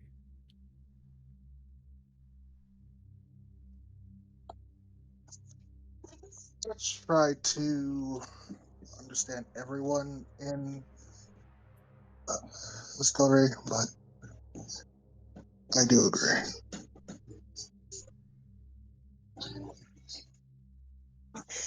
After all, we've both been through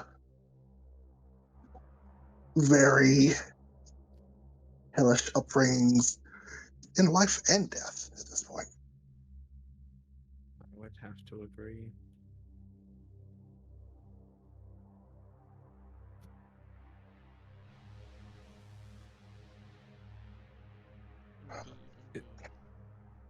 While I'm here, is there anything you need from me?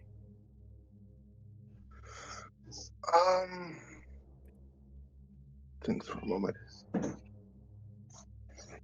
Honestly, if you could assist me in doing a quick hunt. I suppose that depends on the type of hunting that you do. I am particular to quiet break-ins. Mostly while people sleep. Not the best at those sorts of things, although if you were to go crazy during such an event, I could definitely put you in your place. If you were to go, all hungry on that person. Fair enough. I'd rather not do that. I'll have a steak at the ready. All right.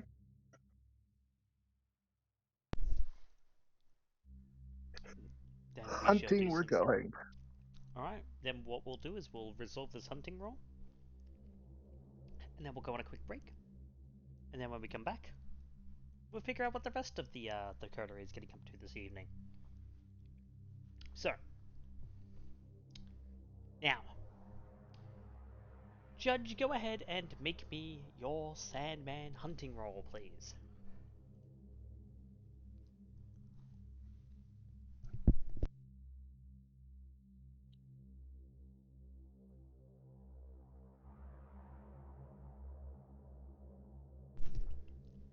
Before you do, however, I have a thing I need to tell you. Because you, my friend, would have gotten a compulsion. Oh boy. I'm going to give you the dependence compulsion. So I'll need you to blood surge for this hunt, please. Oh damn. Trying to get me to 5, aren't you, bastard? You must blood surge on every test that requires it. On every test until you either hit Hunger 5 or you fail a test. Oh dear God.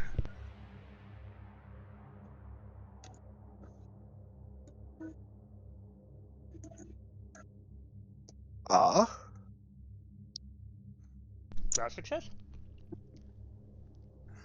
Okay. So go ahead and make your predator roll at a +2. Hell yeah.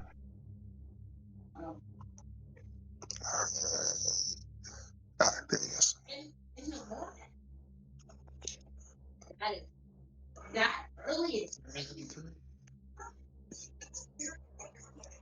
Oh no. Well, no, that's just 6. Not a messy group, okay, just 6. However, you will need to make me a hunger frenzy. You're at a +1. Yeah. Alright. Luckily, I'm still doing okay, so.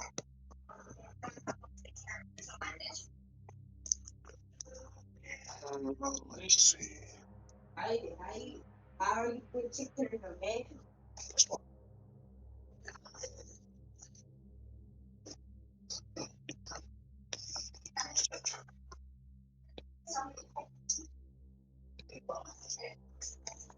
Oh man. That indeed does make it. The difficulty is 3, Hell so... yeah. And I mean, you got a crit, so it's 5. So, yeah, you're good. You don't frenzy. How much Thank God. taking? How much are you taking, Judge? It's gonna take 2. Okay. So you will go down to hunger 2. Go ahead and roll me 2d10. Maybe.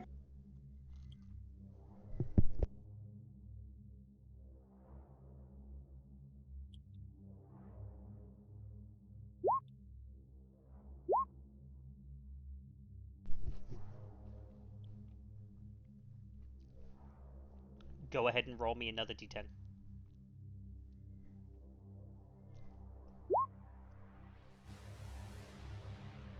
This person was sad. Very sad. You have +1 to any roll involving fortitude or obfuscate until hunger 5 or your next feeding, because they were intensely melancholic. Oh, okay. Crazy.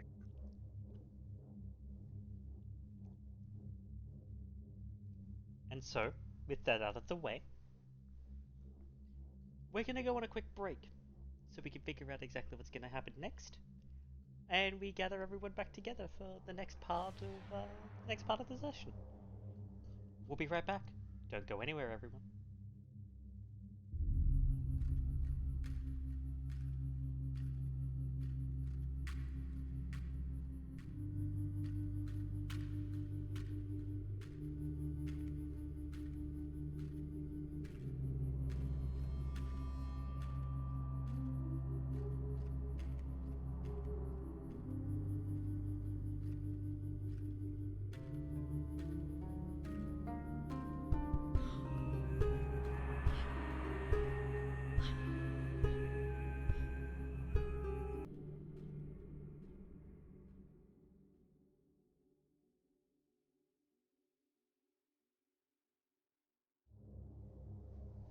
Good evening, everyone, and welcome back to Brisbane by Night Hellfire. We're now going to do a little hop, skip, and a jump across to one Valentina Visage. Valentina, you've decided to finally pull the trigger on having a look into someone who has been a thorn in the side of your operations since almost the very beginning. A group of kindred that like to call themselves the Ars Prefectus, the art of perfection, led by a woman you know as Caroline. It is in the pursuit of this that you decide to check out the known haunt of these kindred. The Gallery of Modern Art on Brisbane's South Bank.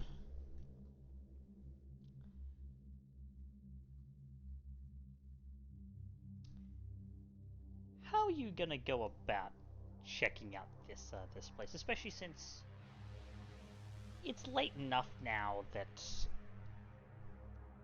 the exhibits are probably beginning to close up for the evening?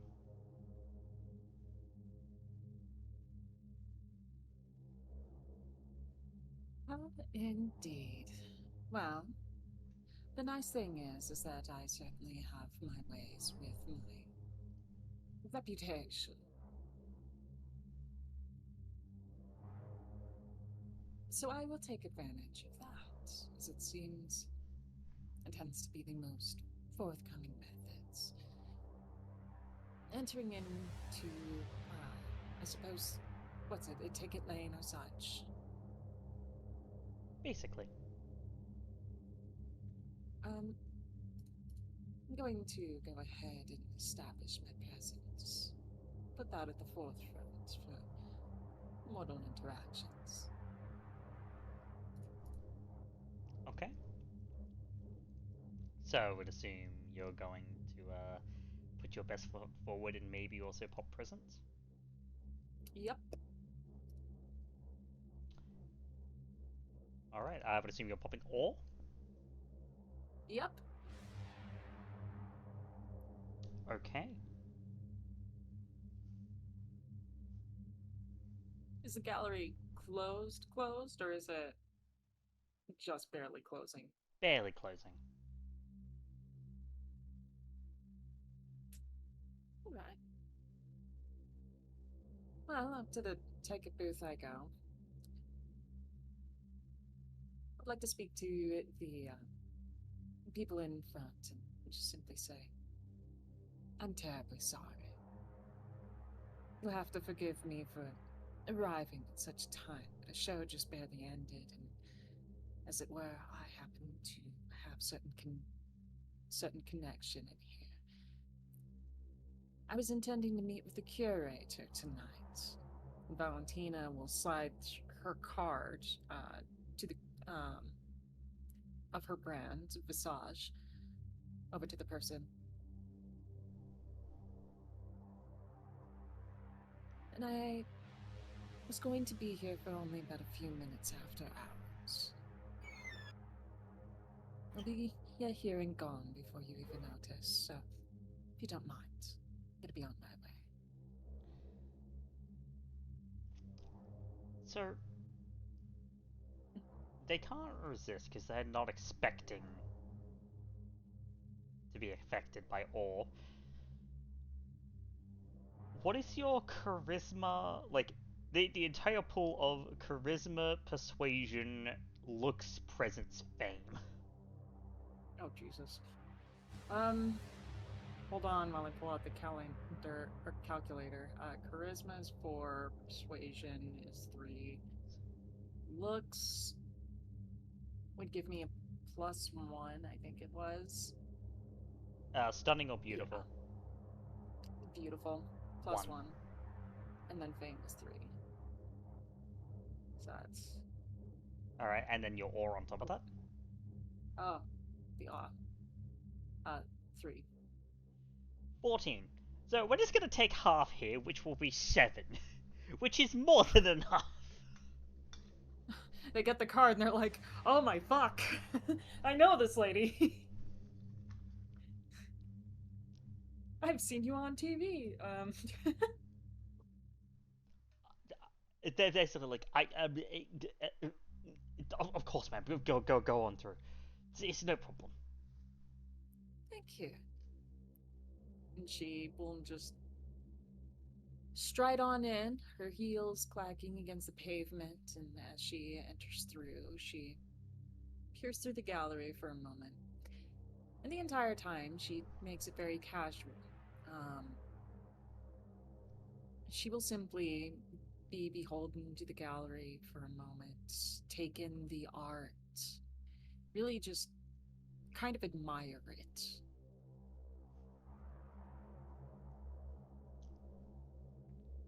Slowly peruse through the exhibit. Okay. And as you do,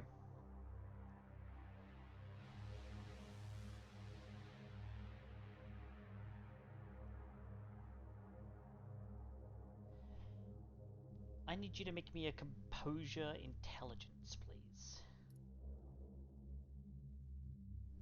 Like I said, that is not my best roll, so I'm gonna... Can I rouse? Yeah, you can rouse for it. You can blood surge if you like. Yeah, blood surging. Alright. Composure plus intelligence plus... I think it's still +2, right? Yeah.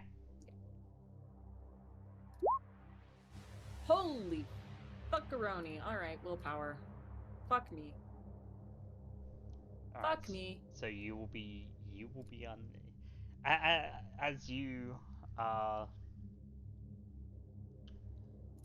walking around, you stare into the exhibits. You feel something wonderful wash over you. It's This is your place. This is beautiful. This is beauty personified. Like, if there was anywhere in the city where your bane would not apply, it's here. And it has you war-struck. And so she's gonna have +5 in all of her in all the rolls that it makes sense for, like persuasion against you. Yeah, hey, I mean, that's also a bestial failure that I took. So it is. I could have said nothing, but I acknowledge my failings. Well, you know what? I thank you for your honesty. But you're gonna be taking a compulsion. Mm-hmm.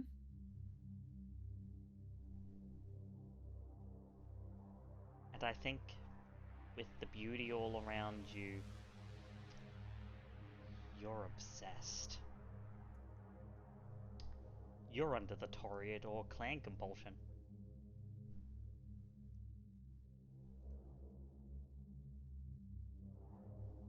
Alright.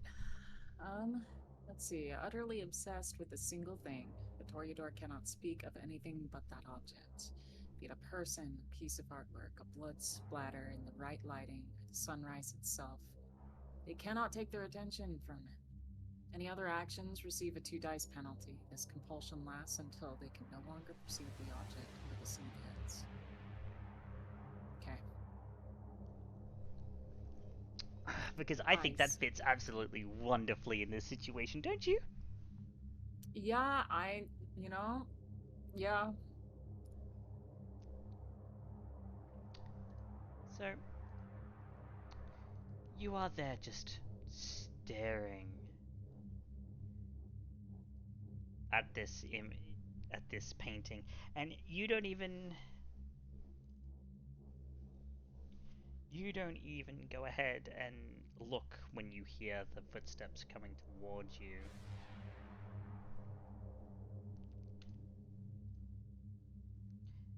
Can you make me a manipulation presence? You're not at a -2 for this because this isn't an active action.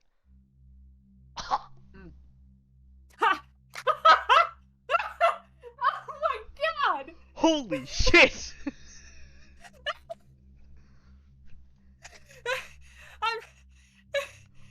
She's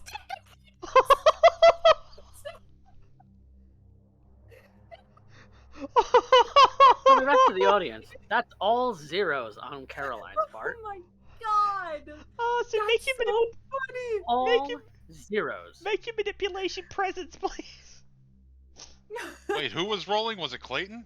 No. I heard all zeros. Oh my god. No, it was Caroline. Oh, I know. I was just. Look, all zeros is definitely on par with what I roll. Are y'all just trading fucking fails? Hey, fucking apparently. Go ahead and make your manipulation I presence. just need to remember. Do I? Oh, I still have my resonance. You do. Oh. So you're at a +1, and you'll also be at another +1 because of the power bonus, which should apply when you roll it that way. Because your BP will be set for that. God. 4. Yeah, you don't even need to re-roll. Your fucking 4 is easily enough. That is so funny. So win 4 because Caroline rolled all zeros. Yeah. So what's your presence? Like, what's your presence dots? My presence dots is 3. So you'll be adding 3 dice to. You'll be adding 3 dice to any dice pool that uses persuasion or performance, as well as to any other charisma roll that you make at my discretion. Oh, which will that'll offset your obsession quite a bit. Oh my god, that is so funny. Oh my fucking god. she sees me and staring at the exhibit, and she has this moment of, oh, this entire time I thought you were the devil, but here you are, an angel. Like, that kind of thing, like slow music. You know, they always told me that the devil would take beautiful forms.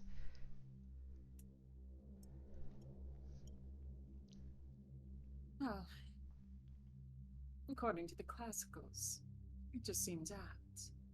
Was an angel after all. So he was. Valentina has a slight moment, turning her eyes away from the piece to look at Caroline. She glances at her before smiling softly. You would be Miss Caroline, I presume. And you must be Valentina Visage. The one and only. She presents her hand for a proper handshake.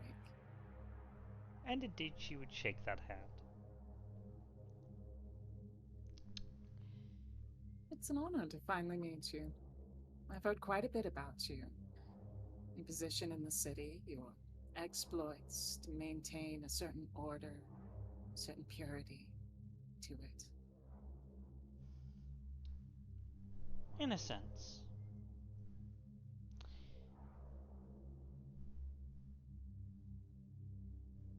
But I have to ask, what's brought you here this evening to my neck of the woods, so to speak?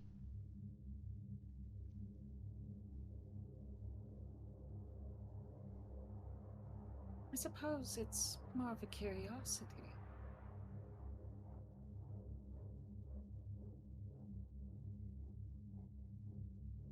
Over the years, the former Prince Maylin serving as prince, did it not at any point resolve that you yourself might be primogen? Even now, I've not heard that title carried. But from everything that I've heard of you, your prestige, your influence in the city, and all that which you yourself carry,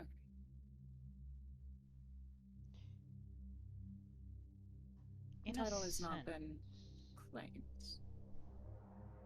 In a sense, one could say that I am indeed the primogen of Clan Toreador.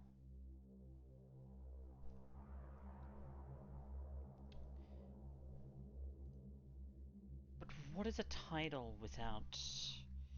What is the title of primogen in that sense?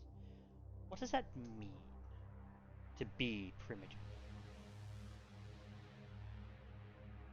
Do you know? It is a position in which one is the representative of their clan, most nominally the eldest.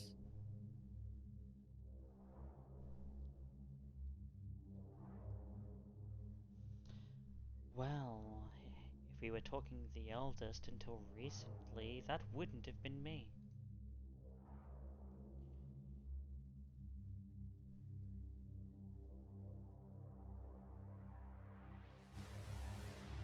That title would have belonged to Prince Maylin.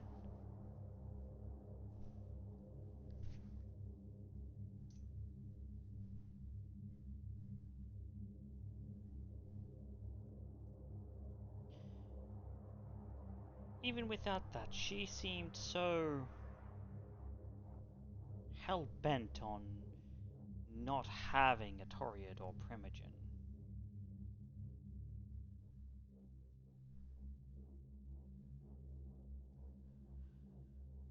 We went from 7 to 6, and then back to 7. All in the span of 20 years?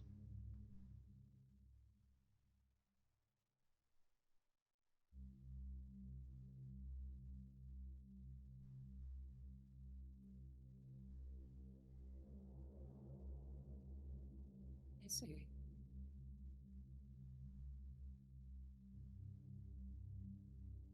You yourself seem to be very connected with the rest of the clan.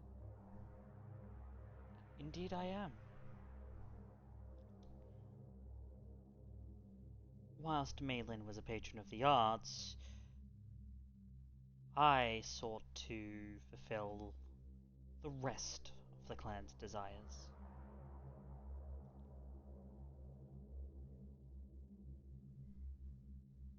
By all means. As far as I'm concerned, then you are primogen. In function, if not in title.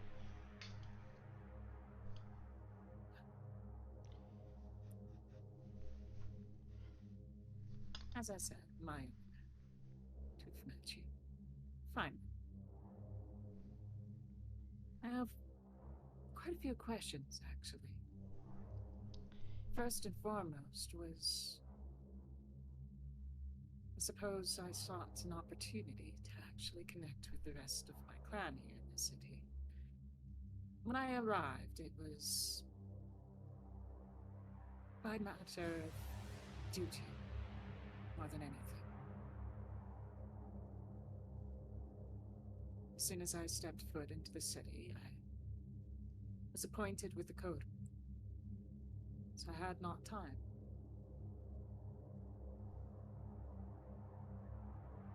Things have slowed down for a moment.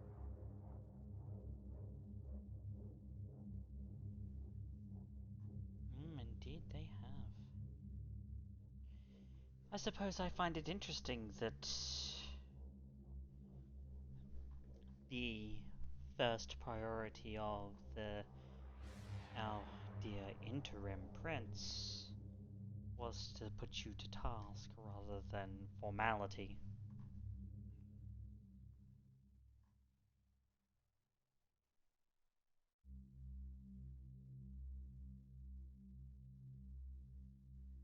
That which she understands or would know within the city is not up to me.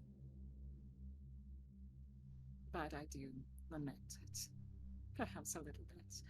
I am rather fond of my leisure time.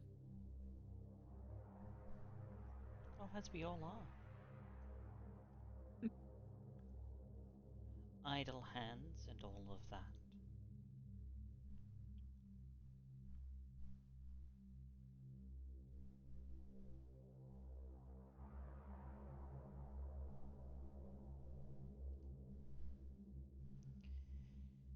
But then yours haven't been, now have they? Certainly not. Working with that rather less than pleasant fellow. Duval, if I remember his name correctly. Oh, yes, Mr. Devon. He's rough around the edges, but cordial and practical. Yes, quite practical. To the point where he facilitated the setup of something he knew he himself was not allowed to do right under our noses. And of course, you aided and abetted him in this. Valentina just kind of quirks her head a bit.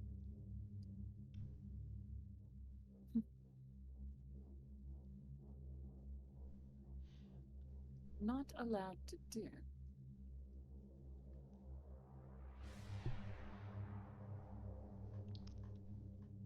I'm sure you've heard stories about myself and the Ars Prefectus blocking circulatory system efforts in the city. Everyone asks the what and the how, but no one ever bothers to ask the why.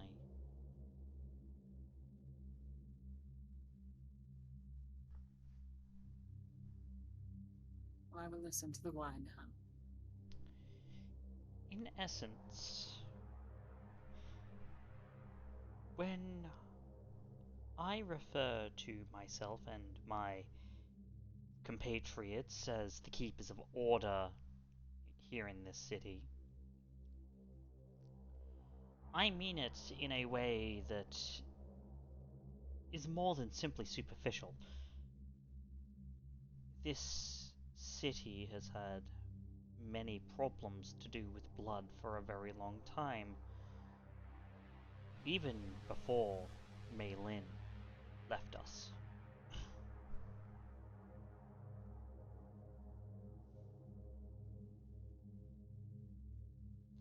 And it is not the lack of, but its curation and concatenation that tends to cause problems. Not necessarily because of kindred influences, although that tends to be a rather large problem, but with the fact that people get a little bit power hungry and decide that drinking of the amaranth is just somehow okay. Because, let me tell you, this city has a rampant diablerie problem.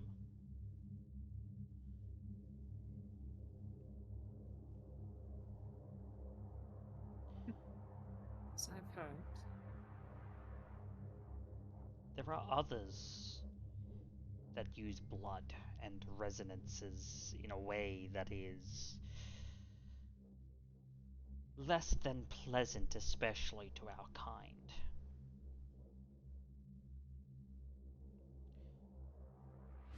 We did not want the circulatory system setting up here because of the simple fact that if certain malcontents were to get wise to the fact that we had vessels here, vessels with certain properties that they look for, that they would start acting up again. You speak of the Anarchs. Partially of the Anarchs, yes. But there are others.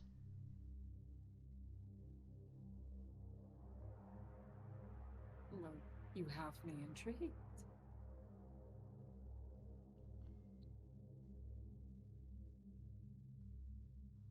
What do you know of the other unnatural things that exist in this world, Miss Visage? Oh, goodness.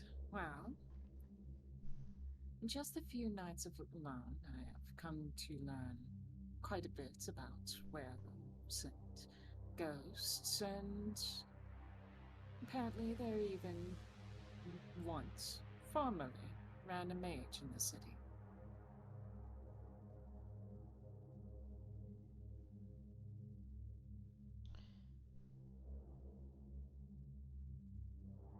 I've had a share. Become rather acquainted, much to my chagrin.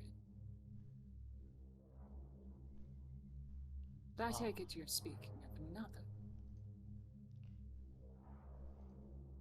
In a sense, yes.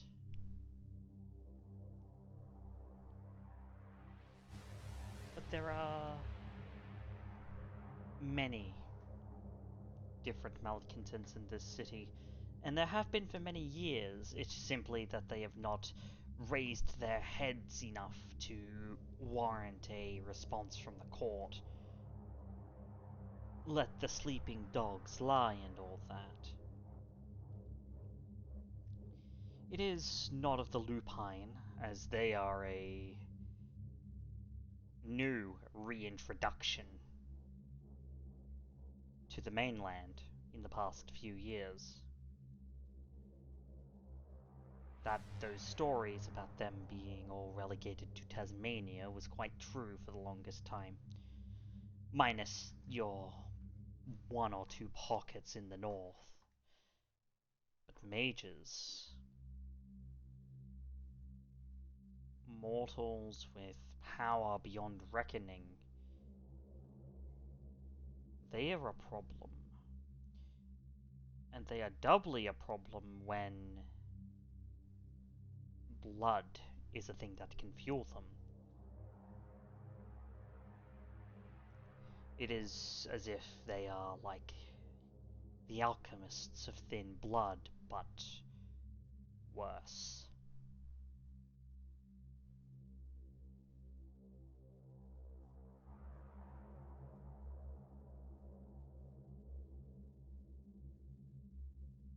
I see. It's certainly a good thing that mages are few and far between then, isn't it? We certainly know a way to manage them. Few and far between, but you only need one to cause a problem if they know what they're doing, which to exist in a city such as this one, with as conflict-ridden it has been, you must be. But yes, it was not some simple act of obstinance that led us to block this thing, to disagree with Mei Lin backing the circulatory system globally. It was a matter of pragmatism. But it seems we are a little bit too beyond the pale for that now, as you have already gone ahead and done these things.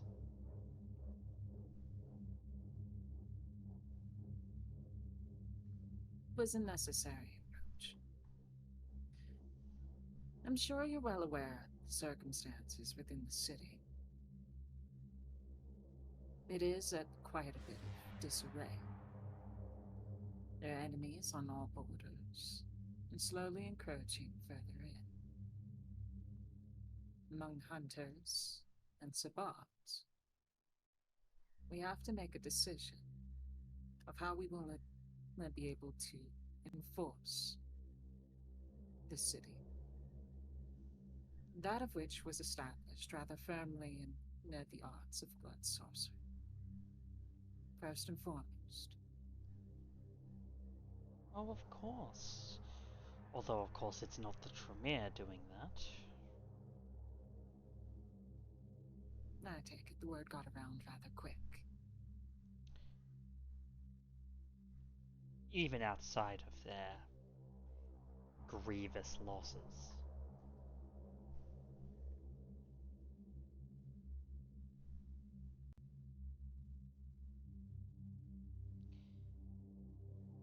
But even with the Banu Hakim and their little brand of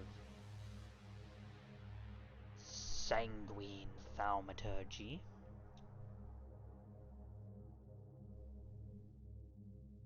what concerns us more specifically is the fact that all of this is being done despite the fact that we do not have anything formal in place.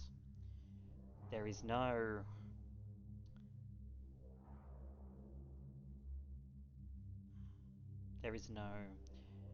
truly there is no prince at the moment. Not formally, anyway.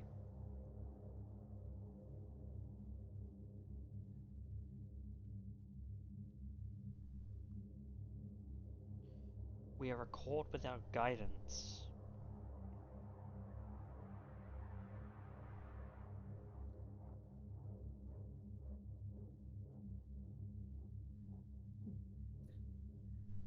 That certainly intrigues me.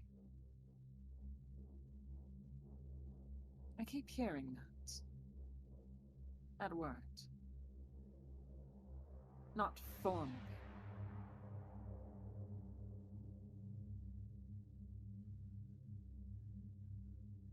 The formality is that the seneschal is the inheritor of the princedom. And our seneschal, the former seneschal, inherited princedom. Therefore, Formally, she is the prince. Yes, but you can quite tell that she doesn't wish to be. Whether she does or not is not the problem, the concern.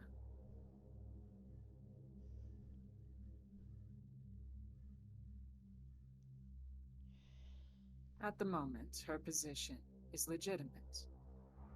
She is the prince.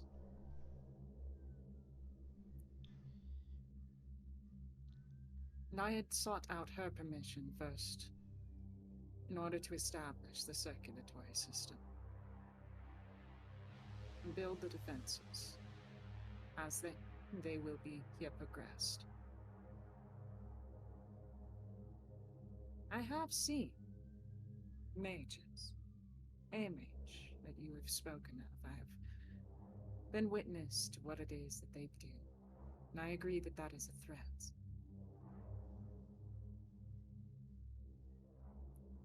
But if we are within our court are not properly suited or supplied with the means in order to defend ourselves in our own manner, what, pray tell, would we have the capacity to stand up against that threat?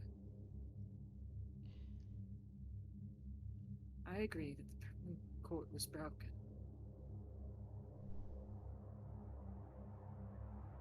Would it not behoove us to mend it? Oh, I would agree full well that the court is broken, but I think the more pressing point of view is that not only is it broken, there are fundamental flaws in the court and its remaining members that needs to be purged if we are to have a court that will flourish once again. Everyone spoke of the flower that this city was, of its petals, and yet they never realized that the scent it gave off was rotten.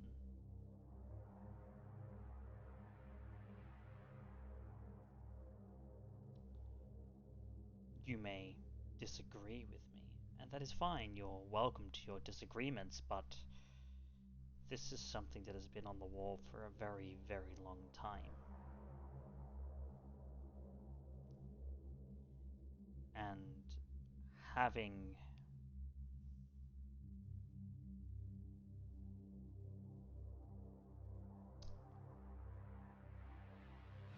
what I could only describe as a pretender in the throne of the prince is less than desirable. And Valentina, Yeah, no, that does bother her. you don't like that. There's a lot of you that doesn't like that.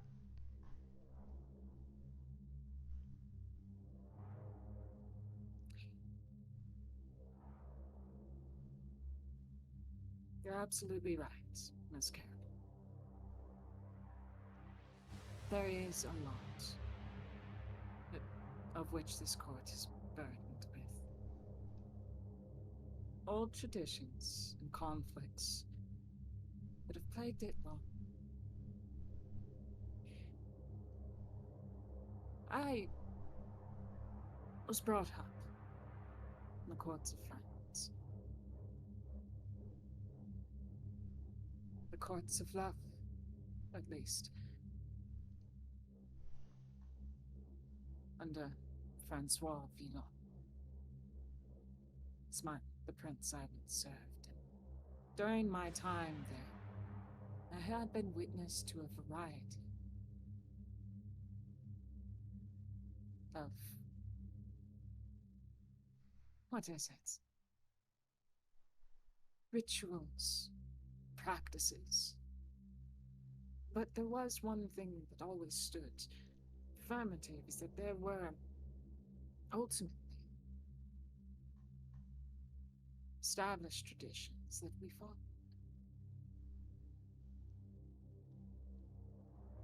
Speaking of Paris, yes, that does indeed make sense.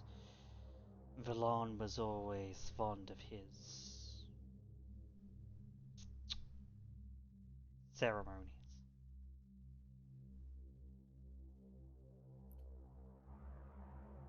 Yet I would have to acknowledge that,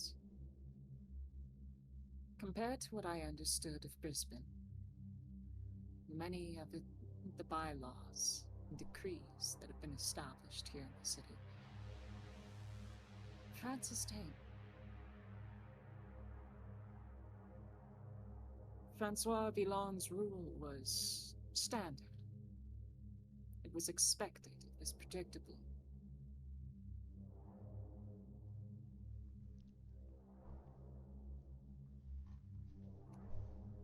I agree with your sentiments entirely. The city does require a cleanup.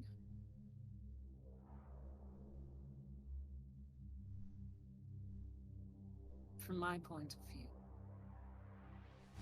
there are certain aberrancies that should have never been permitted.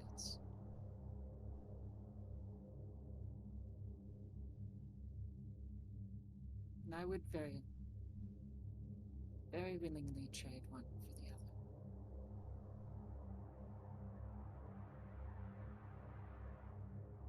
The given kindred have the blood they need to feed.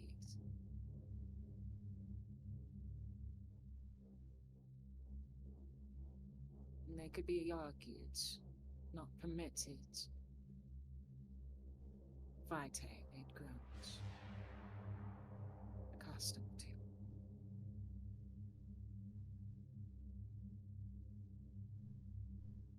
Perhaps you understand from where I view this.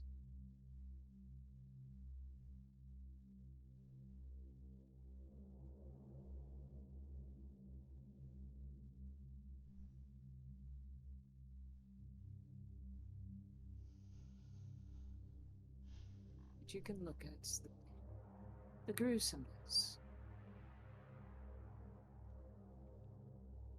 and how normalized it was here in the streets of Brisbane.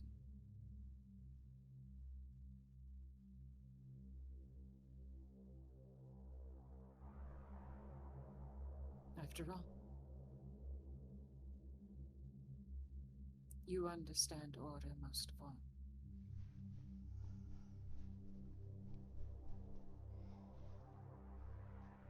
Diablerie is a dog's law.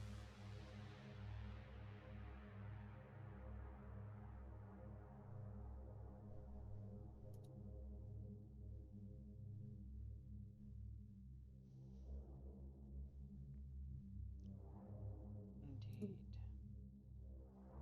I guess in this, Valentina is trying to steer the conversation.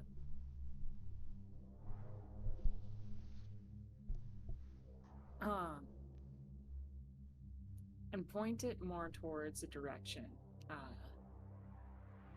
of, yeah, I agree with you. There's a lot of shit I don't agree with that was initially part of Brisbane, and I agree that there needs to be a culture change. But the only way we can do that is changing the culture. And it needs to begin with what people eat. Yeah. I figured that's where you were trying to go with it, because meanwhile she's going, yeah, no, it wasn't just moral reasons, it was pragmatism as to why we so vehemently opposed the setup of something like this in Brisbane.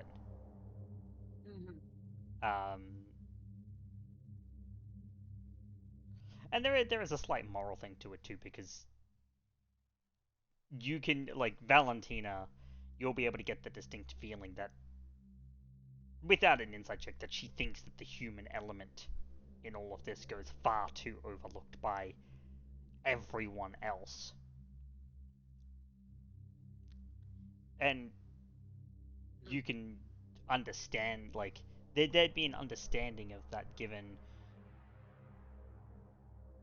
the Seneschal is esoteric, to say the least, right? Selena is esoteric, to say the least. Yeah, she doesn't. Selena doesn't give a fuck. That she's very disconnected from humanity. That is what it is. Yeah, and you have Selena, who is very disconnected. You have a couple of the other elders, like some of the other Primogen and stuff, who are disconnected, and then you've got the others who, whilst not disconnected, they distance themselves because their jobs force them to not have to give a shit. Yeah. So where does the human element fall when humans are a thing that you need to live? And for someone who thinks like that, of course, something like the circulatory system with how they treat people, right, how they treat vessels, would tend to go against that point of like, where is the care here? Shepherds are nothing without a flock. A city is nothing without its people. So who's giving a shit about the people? Because it's clearly not us. On that note, to be fair, if you raise a land of dogs, people are gonna get bit. A hell of a lot more. But going into it,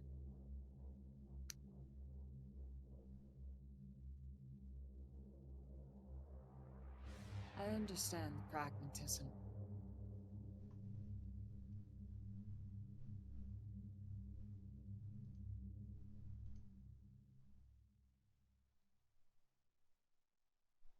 But in all honesty, I wish there were better answers.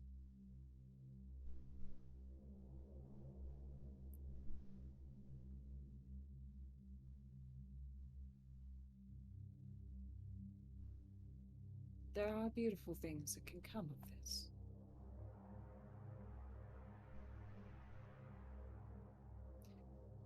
The first and most important, and the most pragmatic thing in the moment,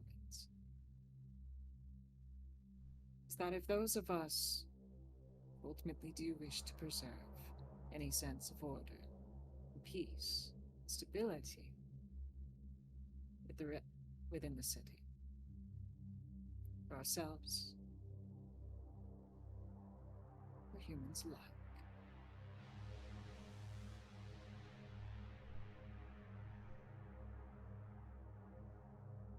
then we need to make sure that what is the Ivory Tower does not fall.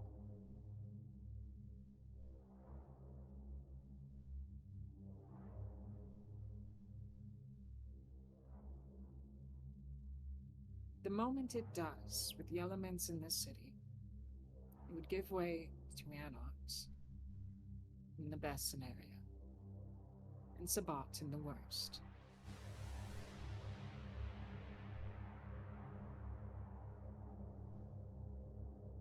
And neither would promise anything of welfare to the human population.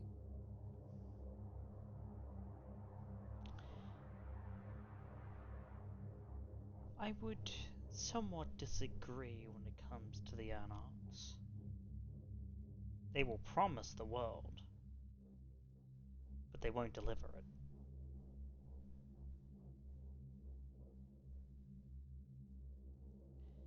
That's always been the issues with the movement. So bright-eyed to suggest a freedom from a tyranny that they... Because it is a tyranny in the end. The trappings of the Ivory Tower. It is. But it is a tyranny by necessity. It is a tyranny because it is the only way that we as kindred can survive. In truth, it is the only way that we'll listen to each other.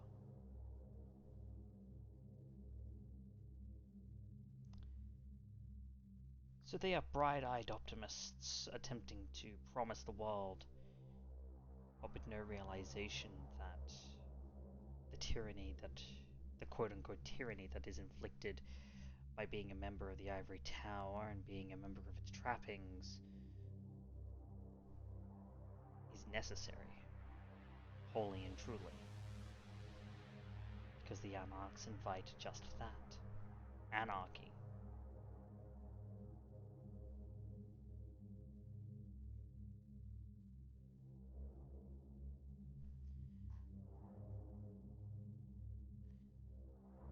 But, in essence, you are correct.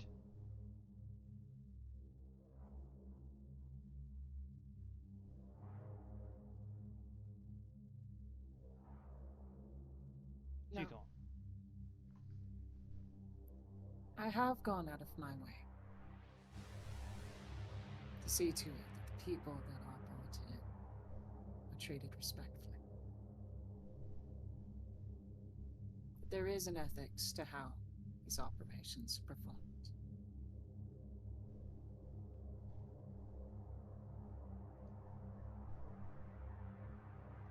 What I hope for is not suffering. What I hope for is harmony.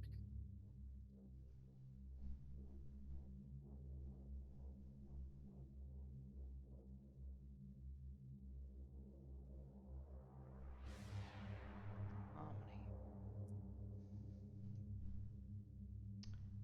An interesting word, that.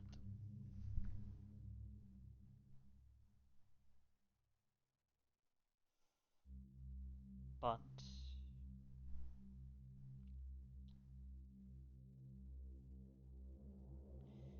unlike most, I see you are at the very least driven. You carry yourself with more conviction than most. And here is where I would like you to make me a charisma persuasion. You'll be at a +1. Because Okay. Because that's your or minus the 2 for your obsession. Yep. Okay. That's not a terrible offset. +1. All right. 1. 5. You got 2 dice. Would you like to push it further? Why not? Yep, no. I need to stop using willpower. It keeps giving me zeros. It has for like between 2 games, it has for like the past like 6 rolls, and I'm tired of it. 5. Okay.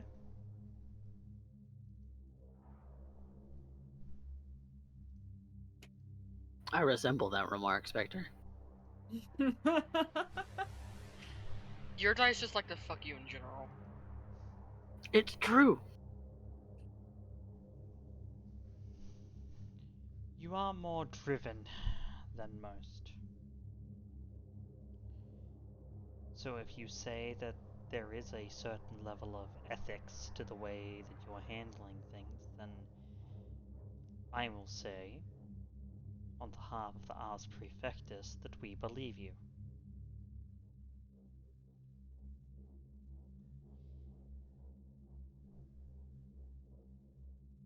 However, I must warn that if this slips and what we've been keeping at bay decides to capitalize upon what you've set out to cause havoc, that we will hold you responsible. I wouldn't have it any other way. I see it as my responsibility. And that's very interesting because your phone goes off. It's a text. She's not gonna check it right now. Okay. She's in a conversation. This is important. Okay.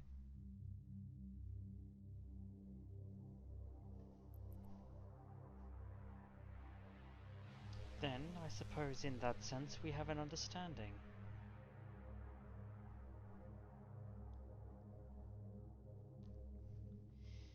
I may not possess the formal title of Primogen, but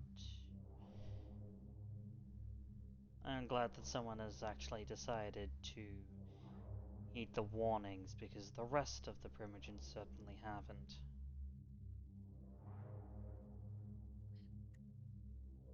I am perhaps a little bit curious. This has been an ongoing trouble for me. And it is of concern to me, given conditions in the city.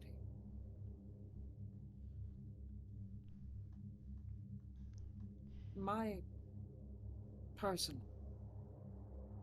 horror has been seeing how our current welfare, the Ivory Tower's welfare, has affected people.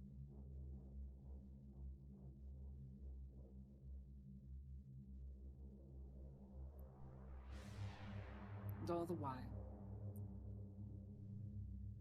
as things have been within conflict, it hasn't slipped my mind that there are those within our among all that would take advantage, do terrible things in turn.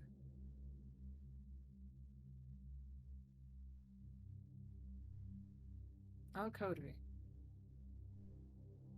what we've been established to do has been essentially to try and weld it all back together.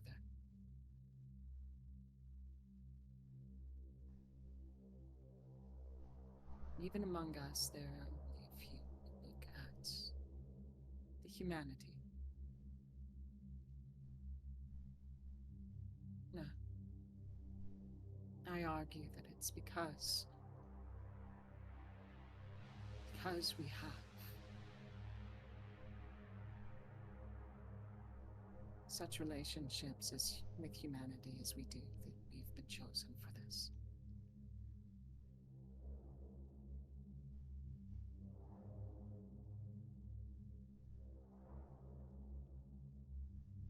But I ramble on. The core of my question was, who amongst the Primogen do you believe was causing this trouble? That I would personally go speak with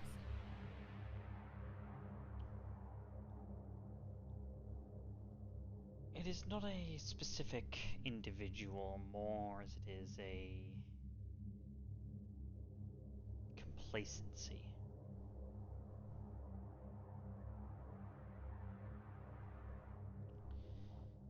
Their lack of care comes from different places depending on which ones you talk to. Primogen Strauss is a callous, ruthless man. Primogen Pereira, a tyrant.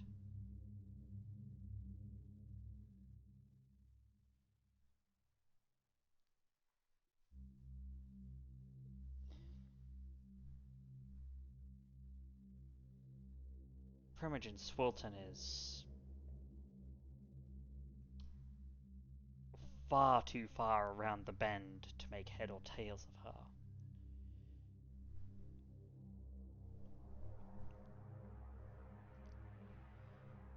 And the less that I say about the two low-born remnant Primogen Hansel and Primogen Jules, the better. She is too new for me to place judgment on our new Banu Hakim Primogen, and Primogen Twist is about the only one who I would say actually does his job, although he seems to be a lot more focused on his clan and his clan alone rather than the health of the city.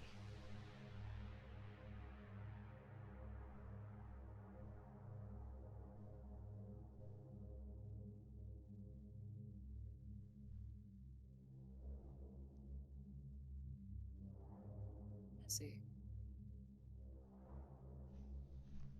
They all seem to be severed.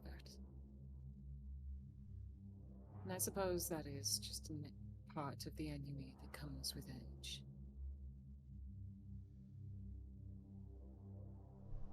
But perhaps they can be assuaged.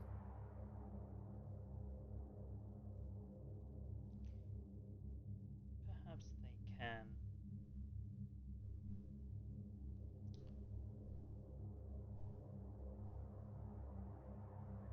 Miss Caroline,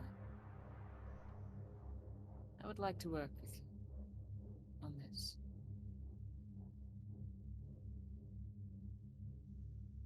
I trust in your counsel on these matters because you've seen an important angle that no one else has taken into account.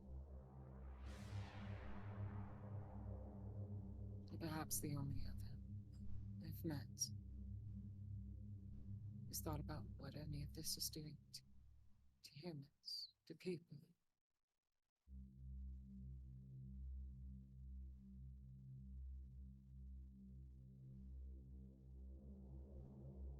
And I admire that.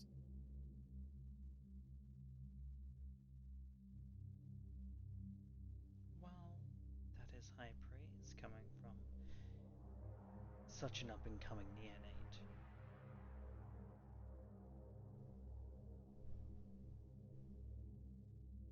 No.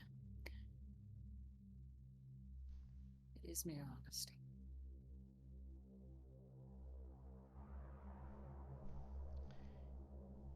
Valentina, Mm-hmm. I'd like you to make me a wits insight.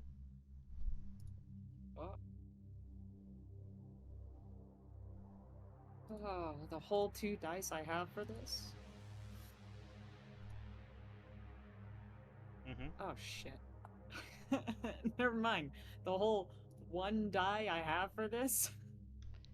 Yep.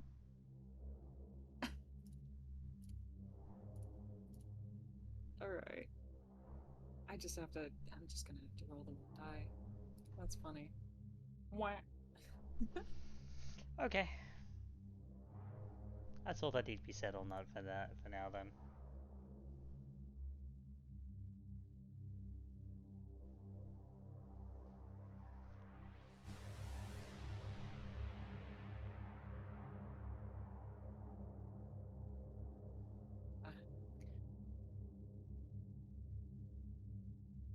If you would be willing to work with me in the future, I would like to come again.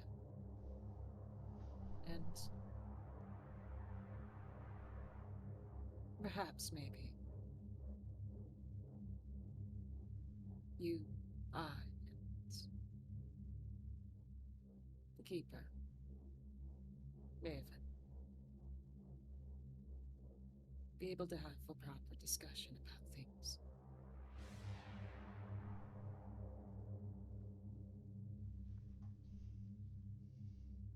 Well, you are indeed welcome.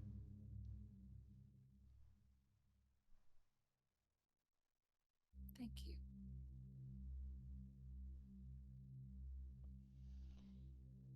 Now I should be getting back to some other duties, and the gallery does need to close. Yes. I did tell your staff that I wasn't going to take too much time. So, thank you again. I'm wishing you a lovely evening. You as well, and we will speak again. Soon, most likely. Au revoir. Au revoir. And Valentina will head on out. Door shuts behind her. Once she is outside, it's at that point that she would check her phone and the text.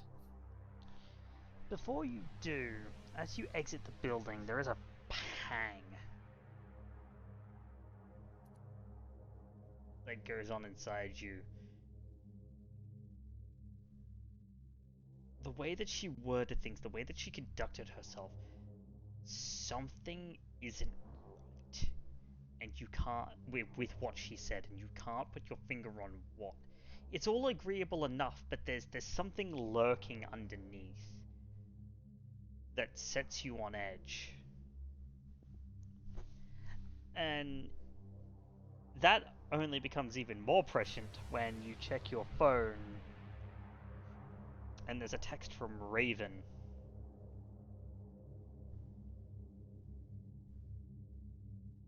Oh. What's the text say?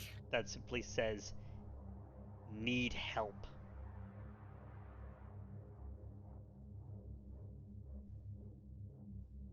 Laboratory.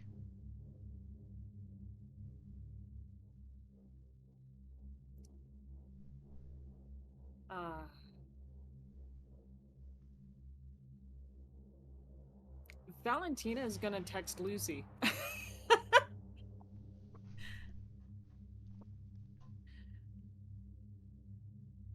Wherever she is, whatever she's doing. And just say,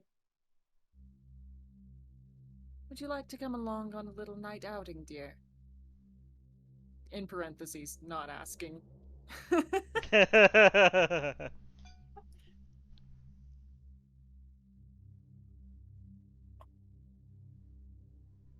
And Valentina would probably head on over to the laboratory, message Lucy to come by, but at the laboratory, Valentina's just gonna go.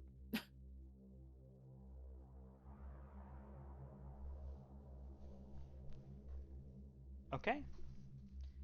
And off you head for that. But that text will come in a little later on. For now, though, we're going to switch over to our final scene this evening, which is Skye and Lucy.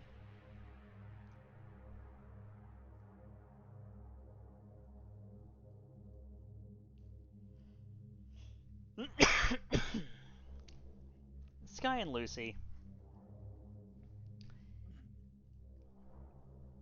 you've been hanging around with Isabel, just shooting the shit for the last maybe 20 minutes, half an hour. When you do indeed see a couple of people show up. Least of all being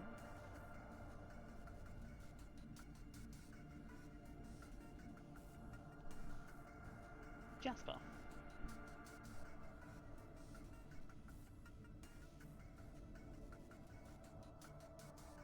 But there is a number. There's easily like 2 or 3 kindred, followed by another 2 or 3 very large looking animals.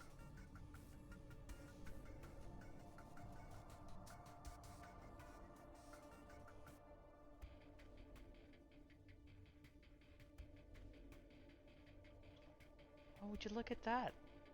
I think they've arrived. Came back just in time. Wait, the animals, are they actual animals? Or, like, I've heard some of you guys can actually... At least, there was rumors. Good eye, little Lucy. Yep, those are Protean specialists with the ability to shape change. Mm-hmm. That is very cool. It's like Very superpowers. A lot of what we Very can do fun is like to do. superpowers. I mean, I've heard of your strength. Isn't it, you know, Superman jump as high as jump as tall as a building? Oh, that's true. Throw someone down to the ground from damn near skyscraper height. That was funny. She deserved it. You just gotta be careful with that sort of shit, you know, masquerade and all.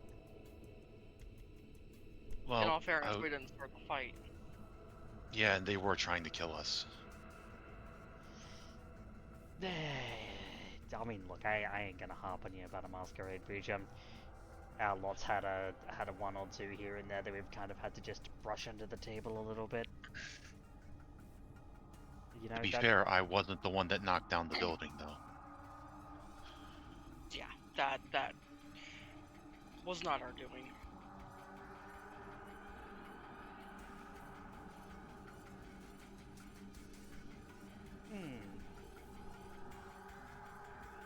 Interesting.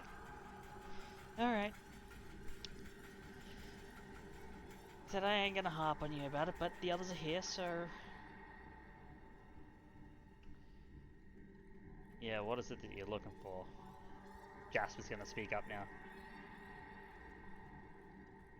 Lucy's going to look up. Thank you for the stories, Miss Isabel. Hello, Jasper.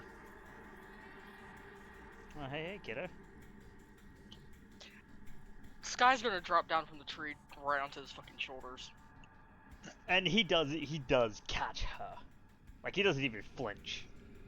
But all you see is his knees kind of flex a little bit to support the weight. Yeah, hello to you too. Hi. So, mind telling us what we're doing here? I'm gonna leave this one to you two girls. Looking for a Nosferatu. I was hoping you guys had heard word. Nosferatu, huh? Lucille. Lucilla. Which one was it, Lucy? Lucilla?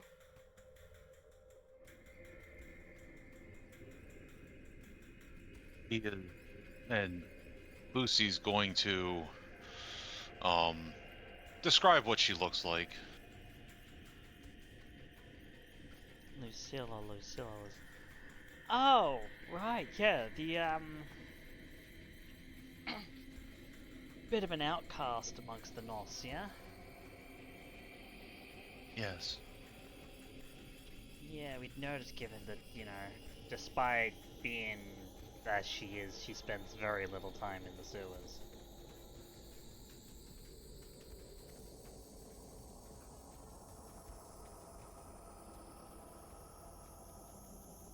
But yes, we're trying to find her. Yeah.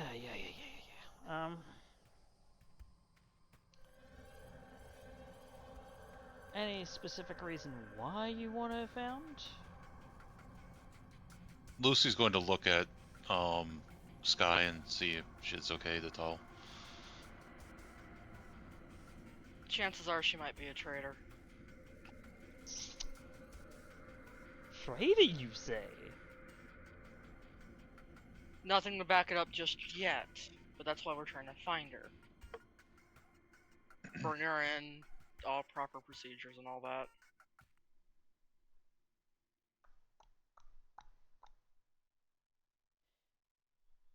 Hey, Brumogen, if I might. Another guy, kind of, like, he's kind of a taller, middle-aged man, like, full fucking mullet. Looks up at it as well. If I might. Yeah, what's up? I think I do know some. I did hear, you know, via our little friends that someone of that description's been camping out real close to Anarch territory. And they've been going through bouts of people going missing, among other things.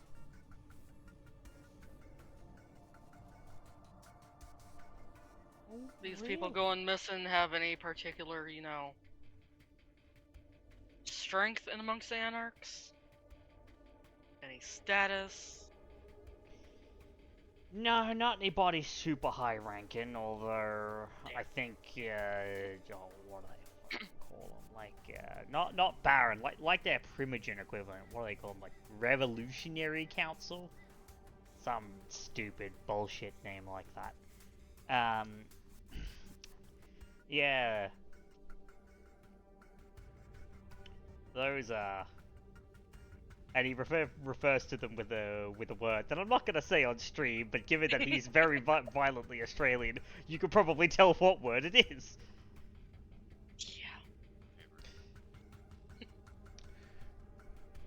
Yeah. Anarchs aren't real happy about it. They're like pissed off hornets, and I don't want to, like, kind of jump to conclusions or nothing, but, if it walks like a traitor, and it talks like a traitor, and it kills Anarchs like a traitor, because we don't got a reason to do it like that, then I think we got ourselves a traitor on our hands. Because, word is, she ain't quite so bright enough to take the long way round. You get my meaning. Mm-hmm.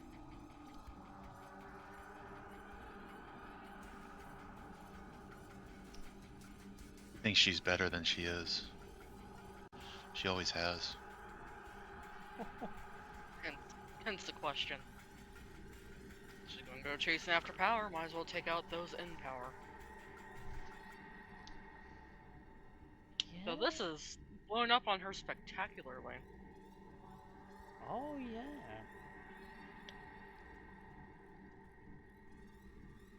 So, what you thinking, Primogen? We gonna deal with this? Oh, quite. Jasper? Are you thinking what I'm thinking? Are you thinking, oh yeah.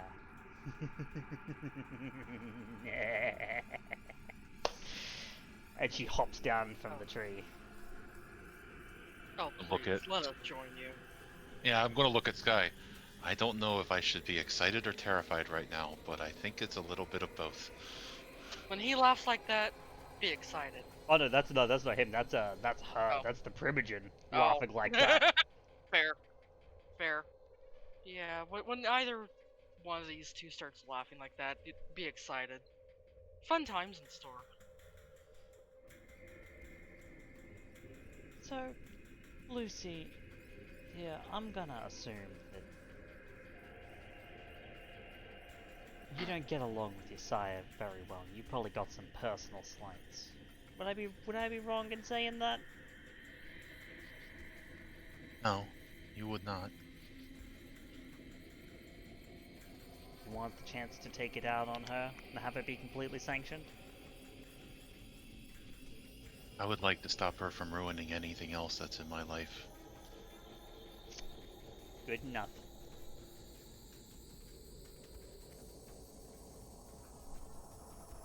Right. It ain't gonna happen this evening because we don't really have enough time to prepare and go for it, but tomorrow evening,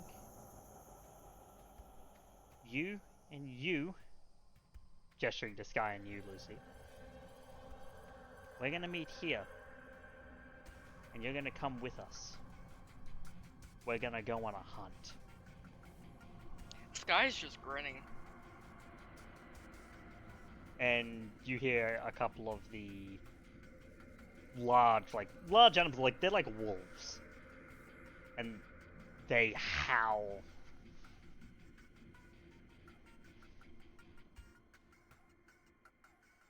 I never got to hunt with others. Oh yeah, but this ain't hunting like just going out and popping out for a feed. No, this is an actual hunt. We can't blood hunt them from the city formally, of course. You gotta get the print. Only the elders can declare that, and that's the one on the throne currently. You know, Prince. Well, we can purge them from our. If they're a traitor, We can purge them from our domain all the same. Rider destruction doesn't cover anarchs. They definitely don't cover no traitors.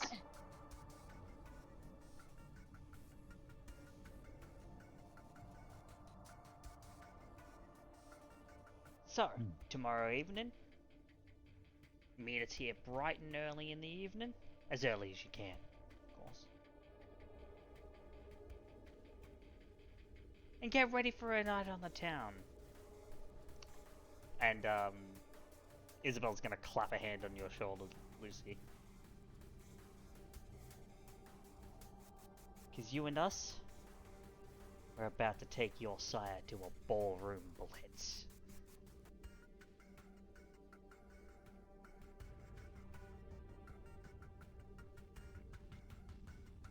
Still nod. Is there any... Should I bring or dress any particular way? Dress in something you don't mind getting bloody. Okay. So, you know, don't dress in your Elysium whites, right?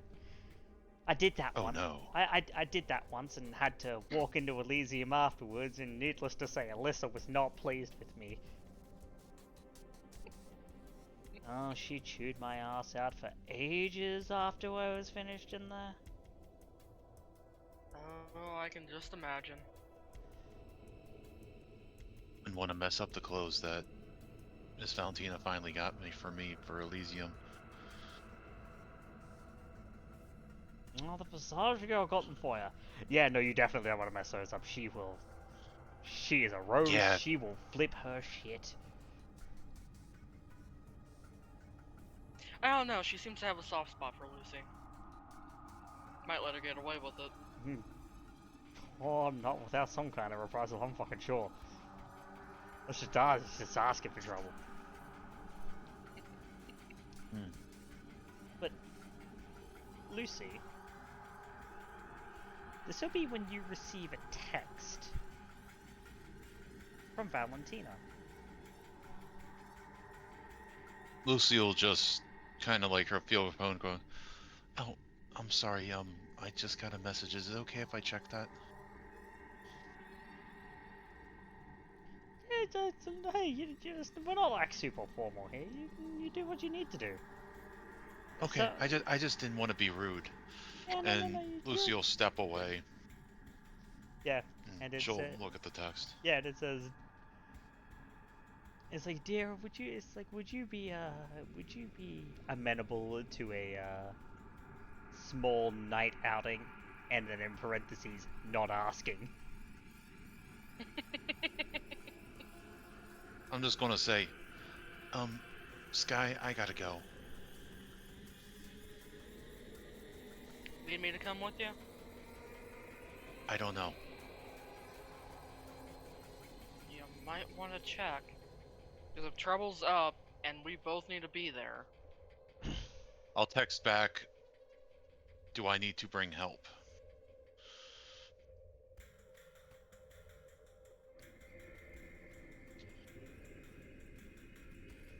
That's a good question. Valentina, you'll receive a text back. After a little bit, asking if help is required. Like, do I need to bring help? I think what she would say is, unsure at the moment, situation is evolving.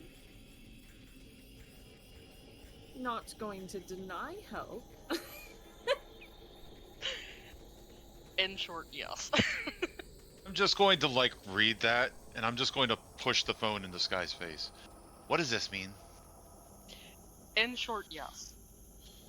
Okay, I wish people would just come out and say that.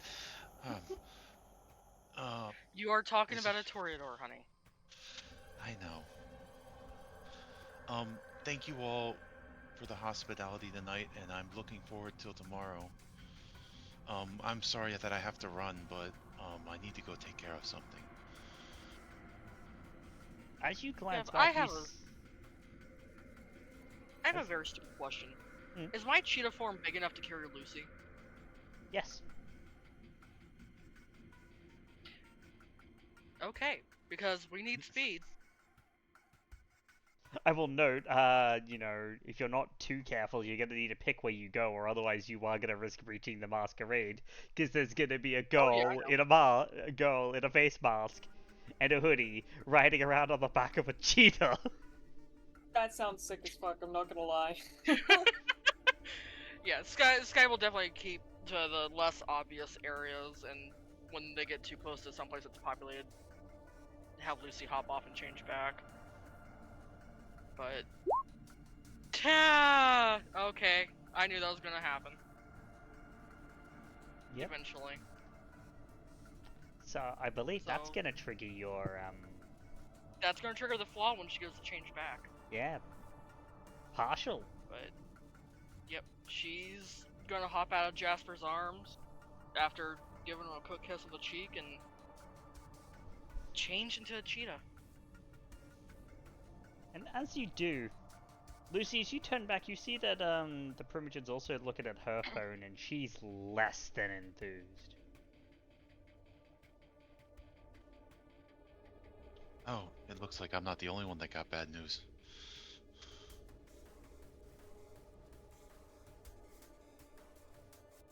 We'll go together.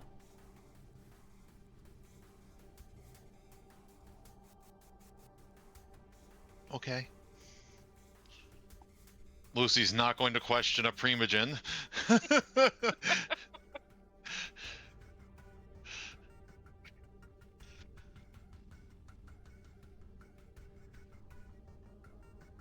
And I'm going to turn around and I'm going to see a cheetah. I'm like, where does that come from? Wait, where's Skye? So that's what you turn into. Interesting. Wait, chirp. Is that Skye? Yeah, and it looks like she wants you to jump on. I'm going to run up and give a big hug to the cheetah. You look so pretty.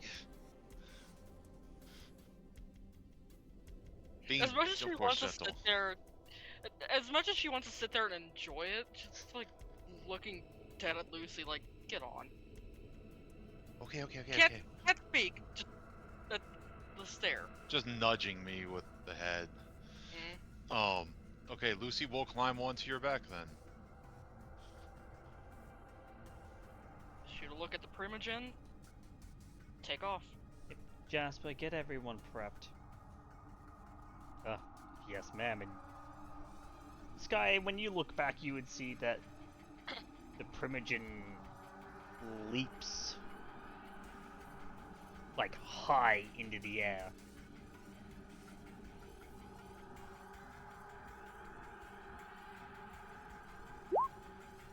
And she transforms herself into... You've never seen a bird that big, ever.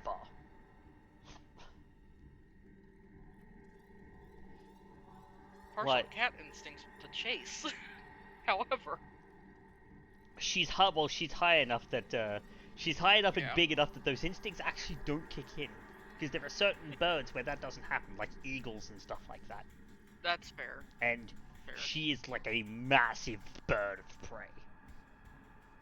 Looking like something out of the damn Cretaceous period almost. And that 52-sized hawk. And that is where we're going to end the session for today. On that footnote, join us next week, where we're gonna have Valentina deal with the fallout of that text that she just got. Oh, Clayton already went through the ringer. Now it's my turn, and I'm dreading it already.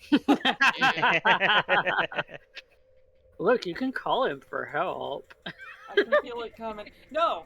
See, here's the thing. Valentina was being picky. She chose Lucy because she was already like, oh yeah, fucking Skye and Clayton are gonna be busy picking up a little Sombra tonight, so... She was trying to. I mean, Clayton's also invested in this circulatory system thing, to be fair. Look, you called Lucy. She's like, "Can I bring backup?" And you're like, "I guess, yeah, backup would be a good thing." And she's going to show up with Skye, the freaking gangrel primogen, and half of her freaking pack. Oh my god, and it might just be like the most minor thing, but at the same time, Raven would be much more talkative about it. He would. Ugh. It's very rare that Raven would just go, help. But Yeah. No. Look, Lucy is not going to tell a freaking primogen, of all people, "Oh no, you can't come. She said to come alone." It's like, yeah, above my pay grade, you grown-ups can argue this out. I'm going to just do what I'm told.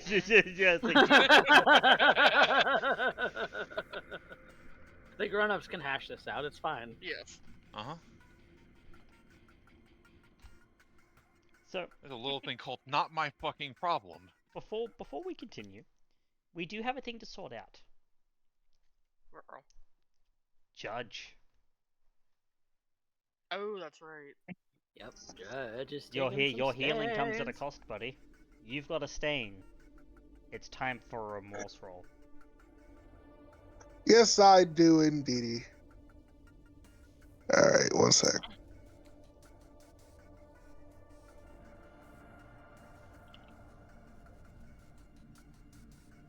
Yeah, just to be clear, I can't mitigate that at all, can I? You can't mitigate it. Nope. It's from your powers. Alright. From your powers typically don't have mitigation. Alright.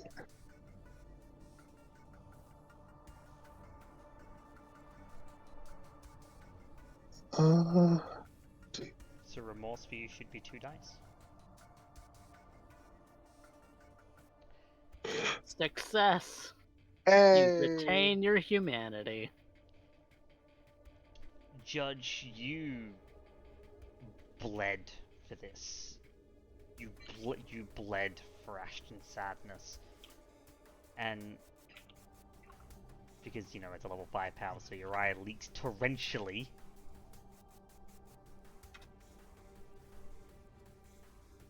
And you feel his pain, you empathize with him, and his loss, and how much he's missing, not because the abyss affects his aura, but just because of the fact that his dabbling takes away something and leaves nothing in its place. But you helped him today. You helped him. And you felt his pain and came out on the other side mostly intact. So you do not lose any humanity. Now. I helped a brother. You did. Now. Also, let me just check a thing too with your character sheet. Okay. Now we get to move on to XP.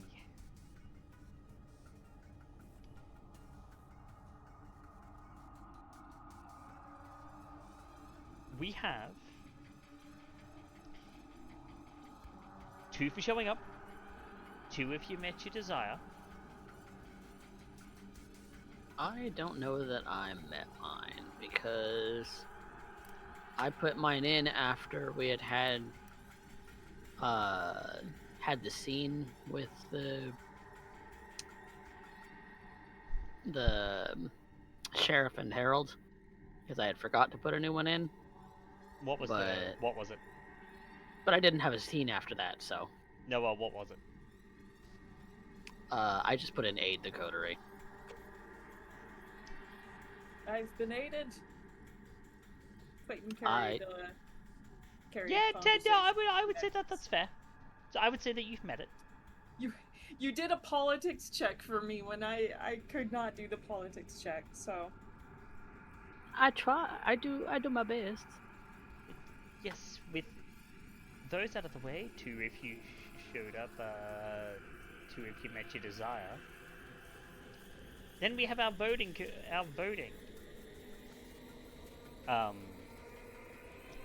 categories. Plot pusher, best scene, best line, the audience vote, and my MVPs for the evening, which will get 1 XP apiece. So, first and foremost, who pushed the plot this evening? We have a vote already for Valentina. I think Valentina did the most pushing. There wasn't a whole lot that I did, so I can't really put mine in. 2 for Valentina. Yeah, Valentina. 4 for Valentina. Skye?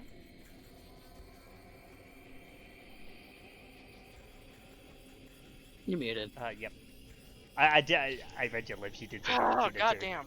Yeah. Yep. Valentina. That seems to be unanimous, Valentina. Sorry, it got loud in here for like the most Briefest minuscule moment. second. So that's 2 XP for you. Oh, thank you. Honorable mention, Ashton, personal plot. That's true too. Yep. Best scene. We have a vote for Judge. Yeah, I'll agree with for that. me, it's a toss-up between Judge and Ashton because there was a lot of like Back and forth in that bonding scene. going on in that scene. Yeah.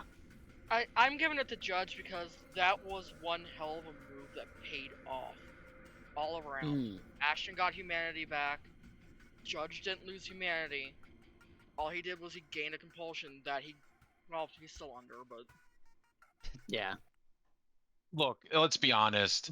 It's not going to take him that long to hit 5 hunger, anyways, with how he plays. or fail He's so blood wasteful. It's gonna happen sooner rather than later. That's not true. Every time he's used blood, something has always come out of it. Always. Yeah. Every time.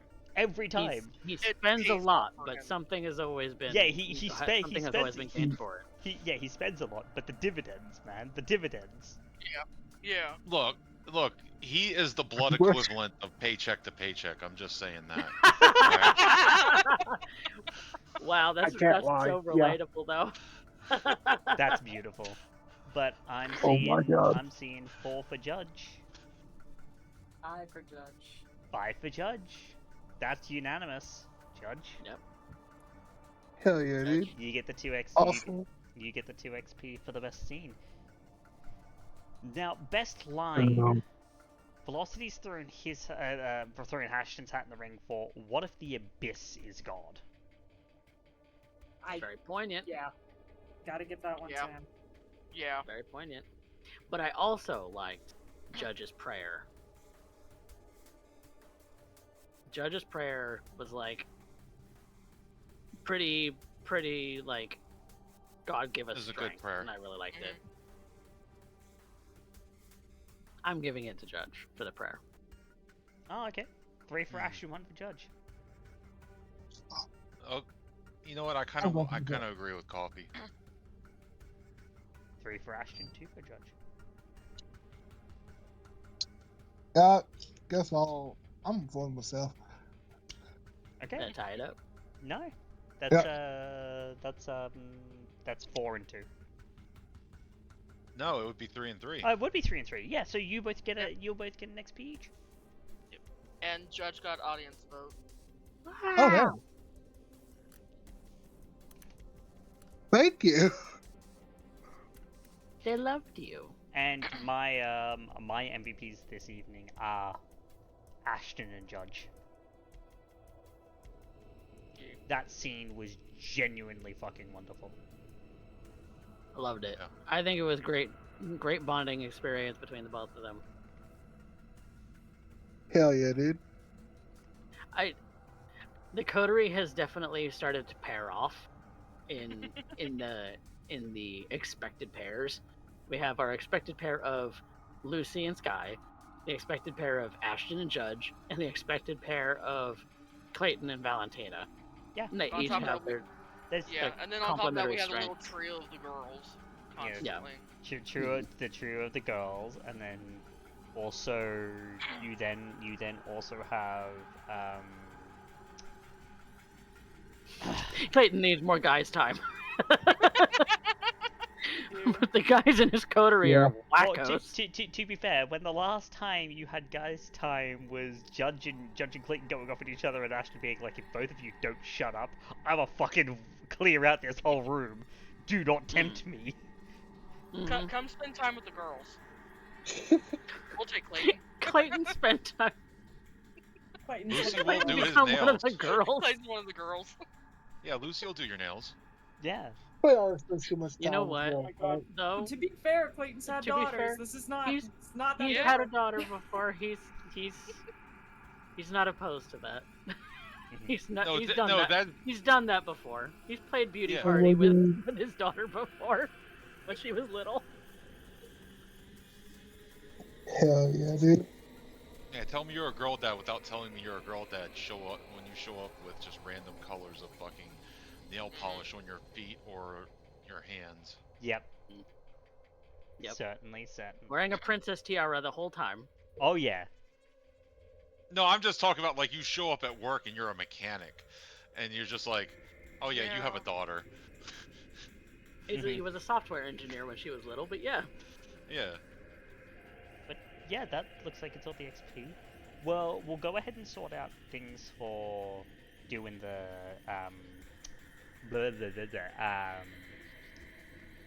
like expenditures offline. But I hope you guys enjoyed the session this evening. I can't wait for next week.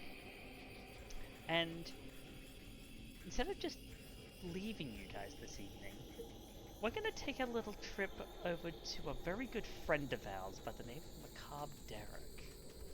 Who, Yes, we love Derek. Yes, is going to, is having a relatively fun day today. So,